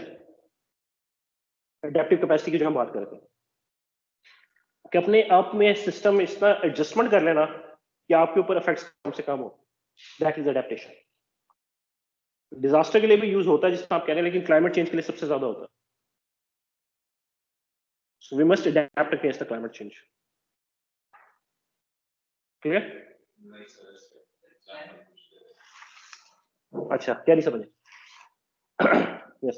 Adaptation is basically a concept है जिसमें हम बात डिजास्टर की बात कर रहे हैं, एक्सपोजर की बात कर रहे हैं, सेंसिटिविटी की. Adaptation is a terminology which is used to identify certain changes made in a society naturally, natural system में या अपने ह्यूमन सिस्टम में एडजस्टमेंट कर लेना, अपनी डेली लाइफ में एडजस्टमेंट कर लेना. फॉर एग्जांपल गर्मियों का मौसम है, ठीक है, आपने ऑफिस जाना होता है, तो आपने अपनी टाइमिंग इस तरीके से सेट कर ली है कि आप कोप कर सकते हो उस टेम्परेचर से. आपने अपने over the time period adapt कर लिया अपने आप को. लाइक लास्ट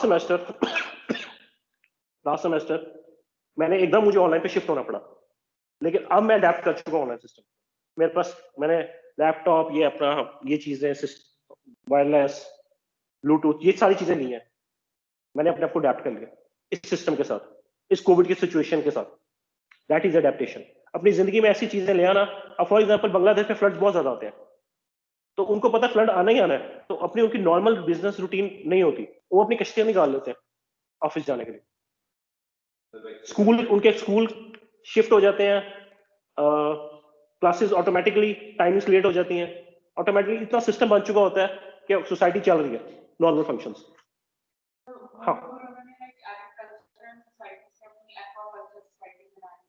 हाँ ठीक है, वो भी कर लिया उन्होंने, अडेप्ट कर लिया. हम जिस तरह फॉर एग्जांपल अगर बारिशें ज्यादा हो रही हैं तो हम उधर राइस लगा लेते हैं उस एरिया में, ठीक है, शुगर केन लगा लेते हैं जो पानी ज्यादा पीता है. जहां नहीं हो रही उधर हम कॉटन लगा लेते हैं, जहां बारिश कम है तो कॉटन लगा लेते हैं. ठीक है, ये अडेप्टेशन की स्ट्रेटजी. अपनी लाइफ को इस चीज से एडजस्ट कर लेना कि आपके बाहर के अगर इफेक्ट्स जितना मर्जी दूसरों के लिए हो रहे हो, आपके को फर्क नहीं पड़ेगा. That is adaptation. तो क्लाइमेट चेंज में ये अडेप्टेशन करना चाह रहे हैं कि लोग अपनी लाइफ को इस तरीके के सेट कर लें कि क्लाइमेट चेंज के अडेप्ट कम से कम हो, आपकी रूटीन डिस्टर्ब ना हो लाइफ की.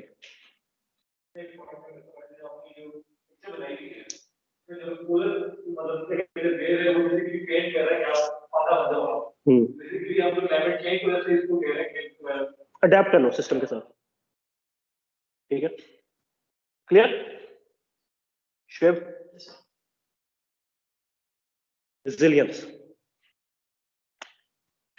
ये थोड़ा सा कॉम्प्लेक्स है, लेकिन मैं सिर्फ डेफिनेशन ऐसे से बताना चाहूंगा. It is ability of system to resist, absorb, bounce back to its original state. Disaster एक आपको सोसाइटी को लगता है कौन सबसे जल्दी, 2 शहर है एक ही इंटेंसिटी के फ्लड लगे हैं, कौन सा शहर वापस अपनी नॉर्मल रूटीन में आ जाएगा, वो उतना ज्यादा रेजिलियंट होगा. अब रेजिलियंस में आपके रिस्क, हैजर्ड, सस्टेनेबिलिटी, कैपेसिटी सब कुछ आ जाता है. Resilience is a very broader term. उसमें सिर्फ इंडिविजुअल की बात नहीं करते, उसमें सोसाइटी, सिस्टम, बहुत कुछ आता है. तो आमतौर पर resilience is used in the context of climate change, adaptation, disaster risk reduction and sustainable development. तो जनरल ब्रॉडर फ्रेमवर्क्स हैं, डिफरेंट फिनोमेना क्या है, उनके इन सबको ये इंटीग्रेट करता है. क्लाइमेट चेंज वाले भी रेजिलियंट का वर्ड यूज करते हैं, डिजास्टर वाले भी यूज करते हैं, और सस्टेनेबल डेवलपमेंट वाले भी यूज करते हैं. और इसमें कोपिंग, एडेप्टिव और कोपिंग दोनों आ जाती है.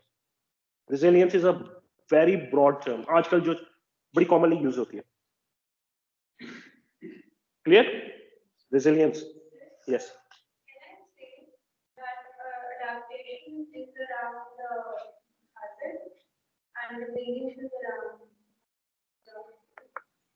No, resilience is basically, it incorporates all the different spheres. It includes everything, even hazards.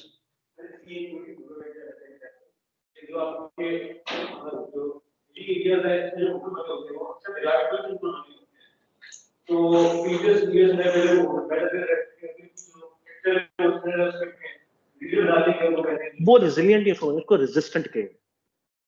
Resistant is resilient is different, resistant is different.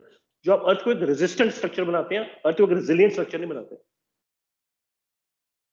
Yes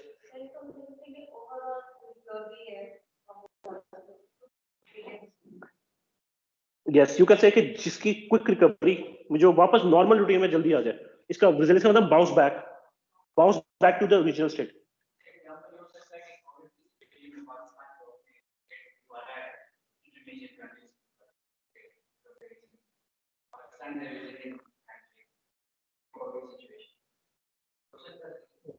नहीं, रेजिलियंट नहीं होगा ना, नॉर्मल नहीं हुआ ना,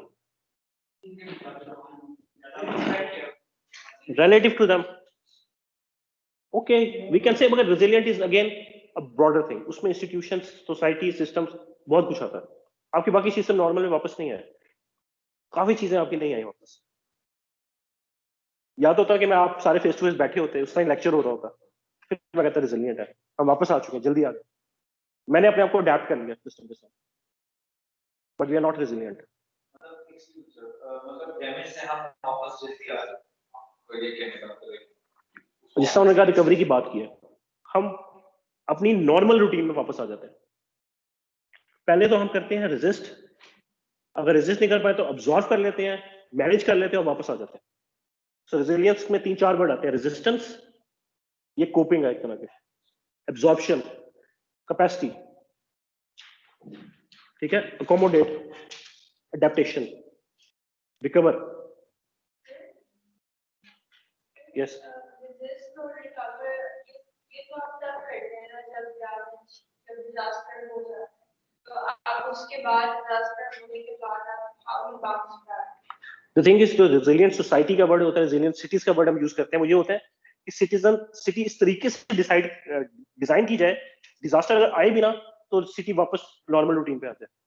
तो ये बेसिकली प्रिपेयर्डनेस का बहुत बड़ा मैया, जो बिफोर डिजास्टर के डिजास्टर रेजिलियंट सोसाइटी बनाए या क्लाइमेट रेजिलियंट सोसाइटी बनाए, क्लाइमेट रेजिलियंट डेवलपमेंट करें इस तरीके की कि हीट वेव्स का असर ही ना हो। क्लाइमेट रेजिलियंट डेवलपमेंट का ये मतलब है कि सिटी की built up design, structural design इस तरीके का करें कि हीट वेव का इंपैक्ट ना हो। That is resilience development. बजाय के वो आएगा, हम कोप करेंगे, मैनेज करेंगे, ये करें, वो करें, अडेप्ट करें इन द लॉन्ग टर्म, वो क्या है, वो बने ना, हैजर्ड को जीरो कर दे, वो होने ही ना दे इस चीज को। That is resilient. It's a very broad and very complex thing then other things. So I will resilience पे मैं इतना आपको नहीं बता रहा, resilient is very complex thing, उसमें हर चीज आप जो सोच सकते हैं वो आ जाती है।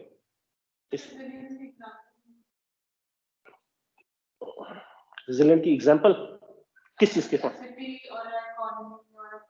रेजिलियंट इकोनॉमी है कि वो ऐसे शॉक्स, इकोनॉमी में बात करें, इकोनॉमिक क्राइसिस को भी टैकल कर ले। आपकी इकोनॉमी इतनी पावरफुल हो, दुनिया में कुछ भी हो जाए, आपकी इकोनॉमी उसका रहेगी, then we are in resilient economy.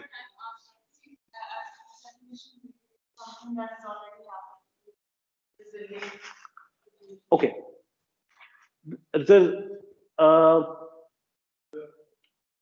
Yes, एक सेकंड, यस सही। जो आपने बात की है वो तो एक इंस्टेंट मतलब आप कोई दुनिया में जब भी हो रहा है आपको इफेक्ट पड़ रहा है उसको, लेकिन बिजनेस में उसका इफेक्ट पड़ गया। हाँ, वापस आते हैं, ये आई टेक इट बैक, मुझे समझ आ गई थी उस टाइम में, मैंने वो बताना था आपको। यस, इकोनॉमी पे आपने रेजिस्ट किया, रेजिस्ट नहीं हो सका तो अब्सॉर्ब करके अकोमोडेट करके वापस आ गए उस पोजीशन पे, that is resilient. Yes sir.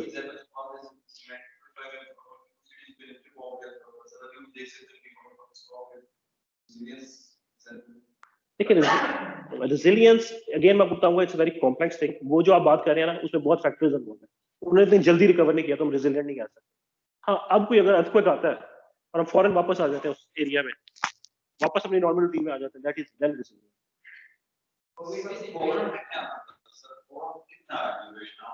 इसकी भी क्वांटिफिकेशन है, उसमें मैं जाना नहीं चाहता, उसमें प्रोबेबिलिटी मॉडलिंग है।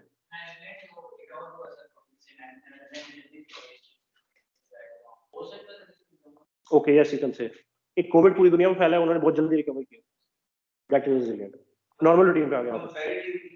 दूसरे हमारे से या कंट्री से या एरिया से ज्यादा जल्दी रिकवर करने की वजह से उसको हम रिकवर कह सकते हैं ना, एक टाइम के ऊपर ज्यादा कहते हैं, टाइम के ऊपर, टाइम भी मैटर करता है, टाइम बहुत मैटर करता है।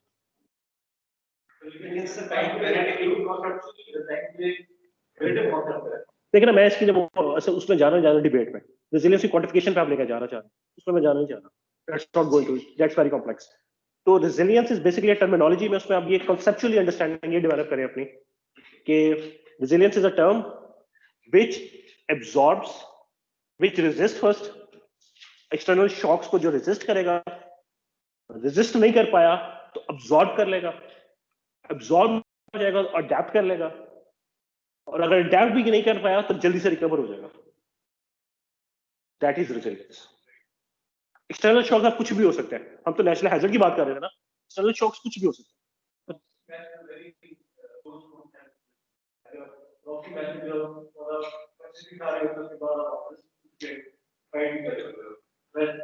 या हाँ नहीं मान रहे होते okay yes you can say वो bounce back in the second round yes clear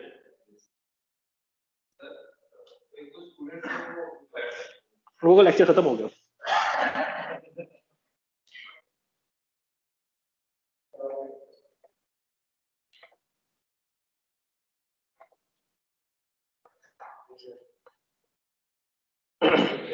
okay I will go into these concept later ठीक है मैं जो अगला बात करना चाह रहा हूँ वो जल्दी से खत्म करते हैं लेक्चर आज से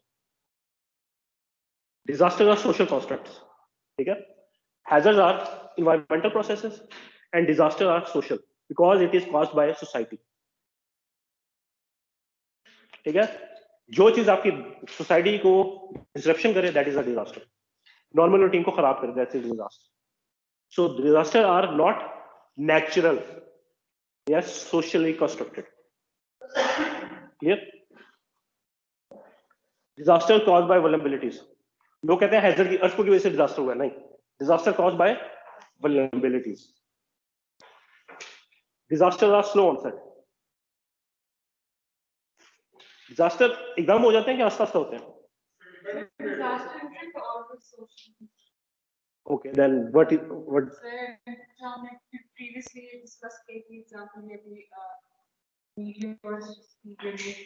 Sorry? Meteors. हाँ. Not a social.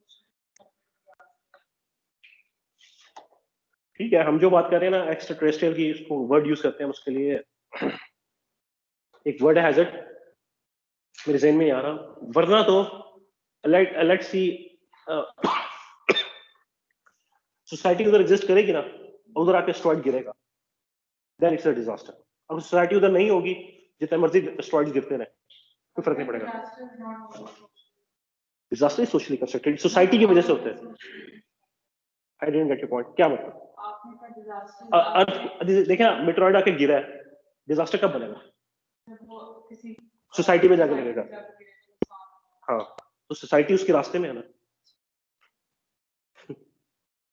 वो नेचुरली अकर हो रहा है हम रास्ते में आ गए वो फिर आप यूनिवर्सल एस्ट्रोनॉमी में जाना चाहे वो अलग बात है वो तो आपकी गैमा रेज भी एग्जिस्ट कर रही है दुनिया पे आपकी किसी दिन आप लेट से आपके ओजोन लेयर कोलैप्स हो सकती है फिर आपकी सन रेज जो सूरज की नॉर्मल से ज्यादा रेडिएशन हो सकती है वो तो फिर बहुत ज्यादा चीजें हैं जो इंसान कुछ नहीं कर सकता वी आर द एग्जम्पशन आप पूरी दुनिया में अगर देखा जाए एस्ट्रोनॉमी में वी आर द एग्जम्पशन के हमारी दुनिया पे जो लाइफ है इतनी ज्यादा दुनिया में तो एक प्रोबेबिलिटी होनी थी कि एक दुनिया पे लाइफ हो जाएगी अगेन मैं कोई और जगह निकल जाऊंगा फिर वापस आ जाता ओके सोशल कॉन्स्ट्रक्ट ओके अगली बात करते हैं slow onset is it true और नॉट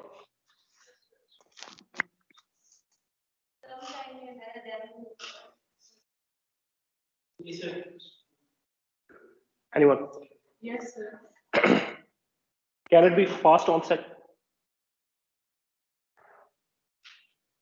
सर जब हम पहले से पता है कि वहाँ पे रिस्क है हैजर्ड हमेशा एग्जिस्ट करता है So basically hazard is slow or fast. Earthquake जल्दी आ सकता है ले सकता है disasters नहीं disasters are depend upon society's actions over long term शहर बन रहा है फैल रहा है लोग पुअर हो रहे हैं so that is slow onset society की जो डेवलपमेंट है socio economic growth of a city या of an area that is slow वो ओवर सम टाइम पीरियड हम अपनी कैपेसिटीज बढ़ते हैं मोस्ट प्रोबेबली आप अपने पेरेंट्स से ज्यादा बेहतर होंगे इकोनॉमिकली एटलीस्ट राइट आपकी जो नेक्स्ट जनरेशन आती है वो पहले से ज्यादा डेवलप्ड होती है, ये ज्यादा इकोनॉमिकली सिक्योर होती है generally. Okay, so basically disasters are slow onset because of the society, social economic development of a society.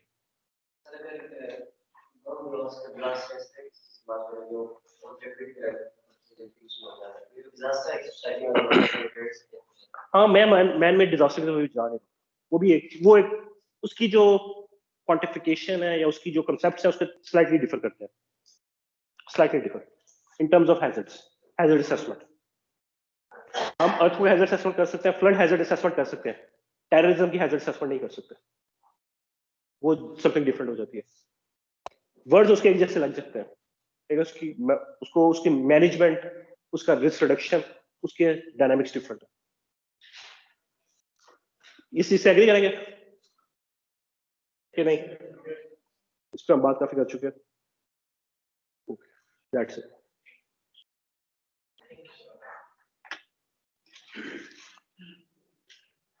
Okay, any question? कुछ चीज आपको समझ में आई हो?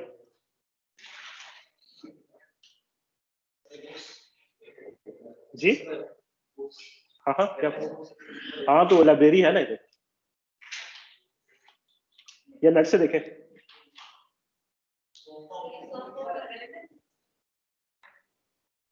पता नहीं, ये तो आपको देखना पड़ेगा, मैंने पता करवाया था. लेकिन इनमें से देखें, ये जो मैंने आपको रेफरेंसेस दिए, सारे पेपर्स हैं, एक ये आपको नेट से मिल जाएंगे आराम से. वो असल में एलएमएस अभी तक नहीं दे रहे, तो मैं सोच रहा हूँ आपको अगर कहते हैं तो मैं वन ड्राइव, गूगल ड्राइव पे किसी में अपलोड कर देता हूँ, अगर आपको इतना ही शौक है पढ़ने का लेक्चर्स का. जी अच्छा, मैं असल में इस तरह हैफेजली सेंड नहीं करता. मैंने एक जगह बनाई होती है फोल्डर्स पे एक करके, बाय लेक्चर रखा होता है. देख ले अगर आप उसमें, क्योंकि ये देखे ना, गूगल ड्राइव पे या वन ड्राइव पे कर देता हूँ, लेकिन क्योंकि लेक्चर नहीं देना होता आपको, मैंने साथ रीडिंग मटेरियल्स भी होते हैं इसके. ये देखिए, आपको जो पेपर्स मैंने पढ़ाए हैं या नेट से रीडिंग मटेरियल मैंने दिए हैं, जो 4 रेफरेंसेस हैं आपको कह रहे हैं, मैं आपको ये दूंगा चारों, तो you can easily, you don't have to worry about it. जो रेफरेंस मटेरियल है, तो आपको हर लेक्चर के साथ रीडिंग मटेरियल मिलेगा जो कि will be included like as a course work. हर लेक्चर के देख ले, मेंटली प्रिपेयर हो जाए. Okay, anything to add? जी साहब. डैमेज एक हो गया है कि इंसान में जाने में नुकसान है तो डैमेज कैसे है, फायदा फॉरेस्ट्री का नुकसान हो रहा है. क्या हम देखेंगे कि ये बात को बता सकते हैं? हाँ, जो डिजास्टर रिस्क रिडक्शन का कॉन्सेप्ट है ना, या जो डिजास्टर रिस्क रिडक्शन की फिलॉसफी है, it calls for reducing the damages to human society. इंसानों और उनके इकोनॉमिक डैमेजेस या लॉसेस को कम करने के ऊपर बात करते हैं. जो आप इन्वायरमेंट की बात कर रहे हैं, वाइल्ड लाइफ, उसके लिए डिफरेंट चीजें हैं. उसमें हम डिजास्टर रिस्क रिडक्शन नहीं चलता.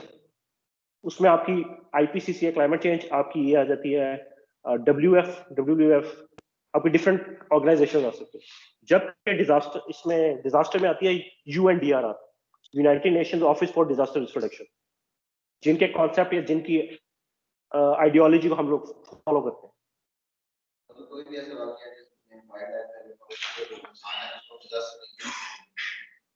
देखिए, जो इकोलॉजिकल डिग्रेडेशन है, क्लाइमेट चेंज उसको भी इंकॉर्पोरेट करता है. क्लाइमेट चेंज कहता है कि जो आपकी कोरल रीफ्स तबाह हो रही हैं, जो आपका नेचुरल साइकिल तबाह हो रहा है, उसके अल्टीमेटली ह्यूमन पे इफेक्ट आएंगे ही आएंगे.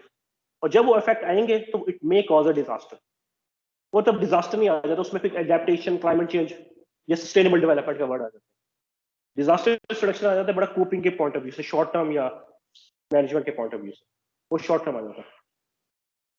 वी एज अर्बन प्लानर हम डिजास्टर रिडक्शन पे ज्यादा फॉलो करते हैं, या क्लाइमेट चेंज कंपैटिबल डेवलपमेंट के ऊपर. हम एनवायरमेंट पे ज्यादा नहीं करेंगे, क्योंकि ये लोग पढ़ते हैं वो इन्वायरमेंटल इंजीनियरिंग या एनवायरमेंटल साइंस वाले.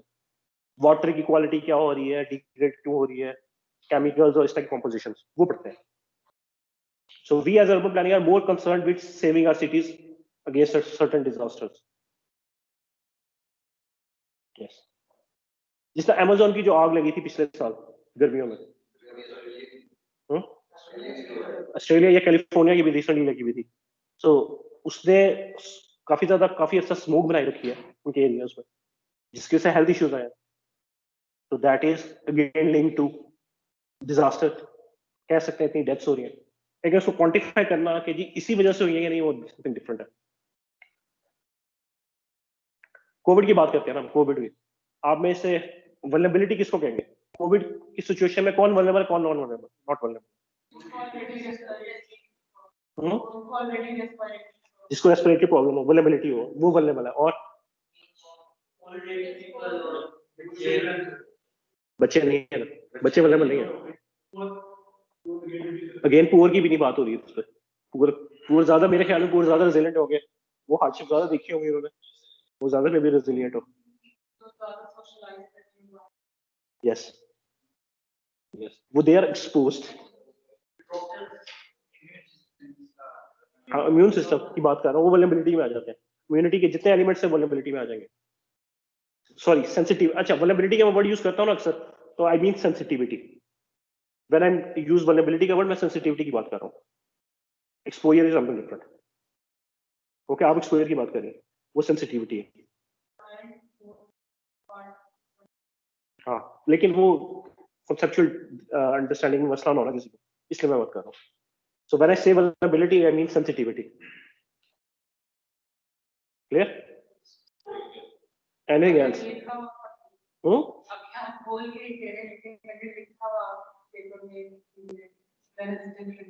पूछ लीजिएगा उस टाइम पे पेपर में, पेपर आपके इधर ही होंगे क्लास में। आज के समझ आइए डिजास्टर रिस्क रिडक्शन की पूरा क्या होता है? बस हाँ, बस ये ना। चले, okay. Again if you have any question, WhatsApp पे ग्रुप भी बना रहा, मैं आपको देखता हूँ अगर एलएमएस नेक्स्ट वीक तक ओपन ना हुआ, then I will share OneDrive links with lectures and reading materials. ठीक है, ओके, थैंक यू। यस, अच्छा मुझे बताएं आप में से सीएल कौन है? किसने कहा था? डॉक्टर वही कह रहे?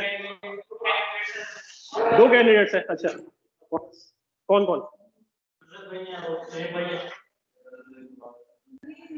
सोहेब सिर्फ सीक्रेट ग्रुप्स, ये पता चला, ठीक है, उसका वो काम है, उसको सीएल नहीं बनाता, उसने मुझे ऐड नहीं किया। जेंडर इक्वालिटी क्यों नहीं, ये नहीं सीएल हो सकती? अच्छा, कौन खुद बनना चाहता है सीएल? जो खुद बनना चाहता है वो बताया ना, जो उसका मतलब है वो रिस्पॉन्सिबिलिटी देगा। वो पैदा इस पर्पस के लिए हुआ था कि सीएल बनना चाहता है।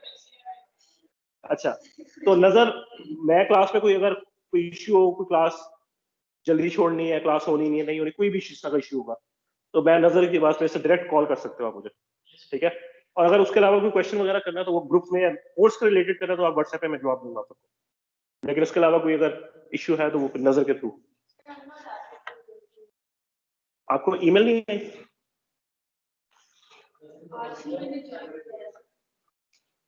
हाँ, अच्छा, जो इस तरह के इश्यूज है ना वो अब नजर हैंडल करेगा ना। हाँ, मुझे क्यों उठाई करें, नजर को बात करेगा, ठीक है। आपको वो लिंक भी भेज देंगे जो ऑनलाइन लिंक है, और आपने सबने रजिस्टर करवा लिया कोर्स में? आप मेरे दोस्त क्या डिजास्टर लिया कंपैरेटिव तो आज क्या कर रहे हो फिर? मेरा आधा दिमाग खा लिया। अच्छा, इतना फ्री है बंदा, क्या बात है। नहीं, अच्छी बात, योर कॉल, आपकी मर्जी है, हम किसी को कोई स्ट्रिक्ट नहीं कर रहे। मिनिमम 3 कोर्सेज आपने लेने हैं बस। मिनिमम 2 लिया, ये एडमिनिस्ट्रेशन से पता किया मैंने, लास्ट टाइम पता किया 3 मुझे पता चला था, आपने सवाल किया था, उन्होंने देखा ही होगा, उनको बताओ नहीं, उनको उनके दिमाग में वो चीजें होती हैं। एक बार रिकन्फर्म कर लो, मैं सही कह रहा हूँ, रिकन्फर्म कर लो। 3 कोर्सेज होते हैं, मैंने जहां तक पूछा है, मैंने और लोगों से पूछा, बाकी कोर्सेज 3 ही है, मिनिमम 3 है। और अगर जो उनमें से 2 सब्जेक्ट में फेल हुआ तो उसको कैंसिलेशन।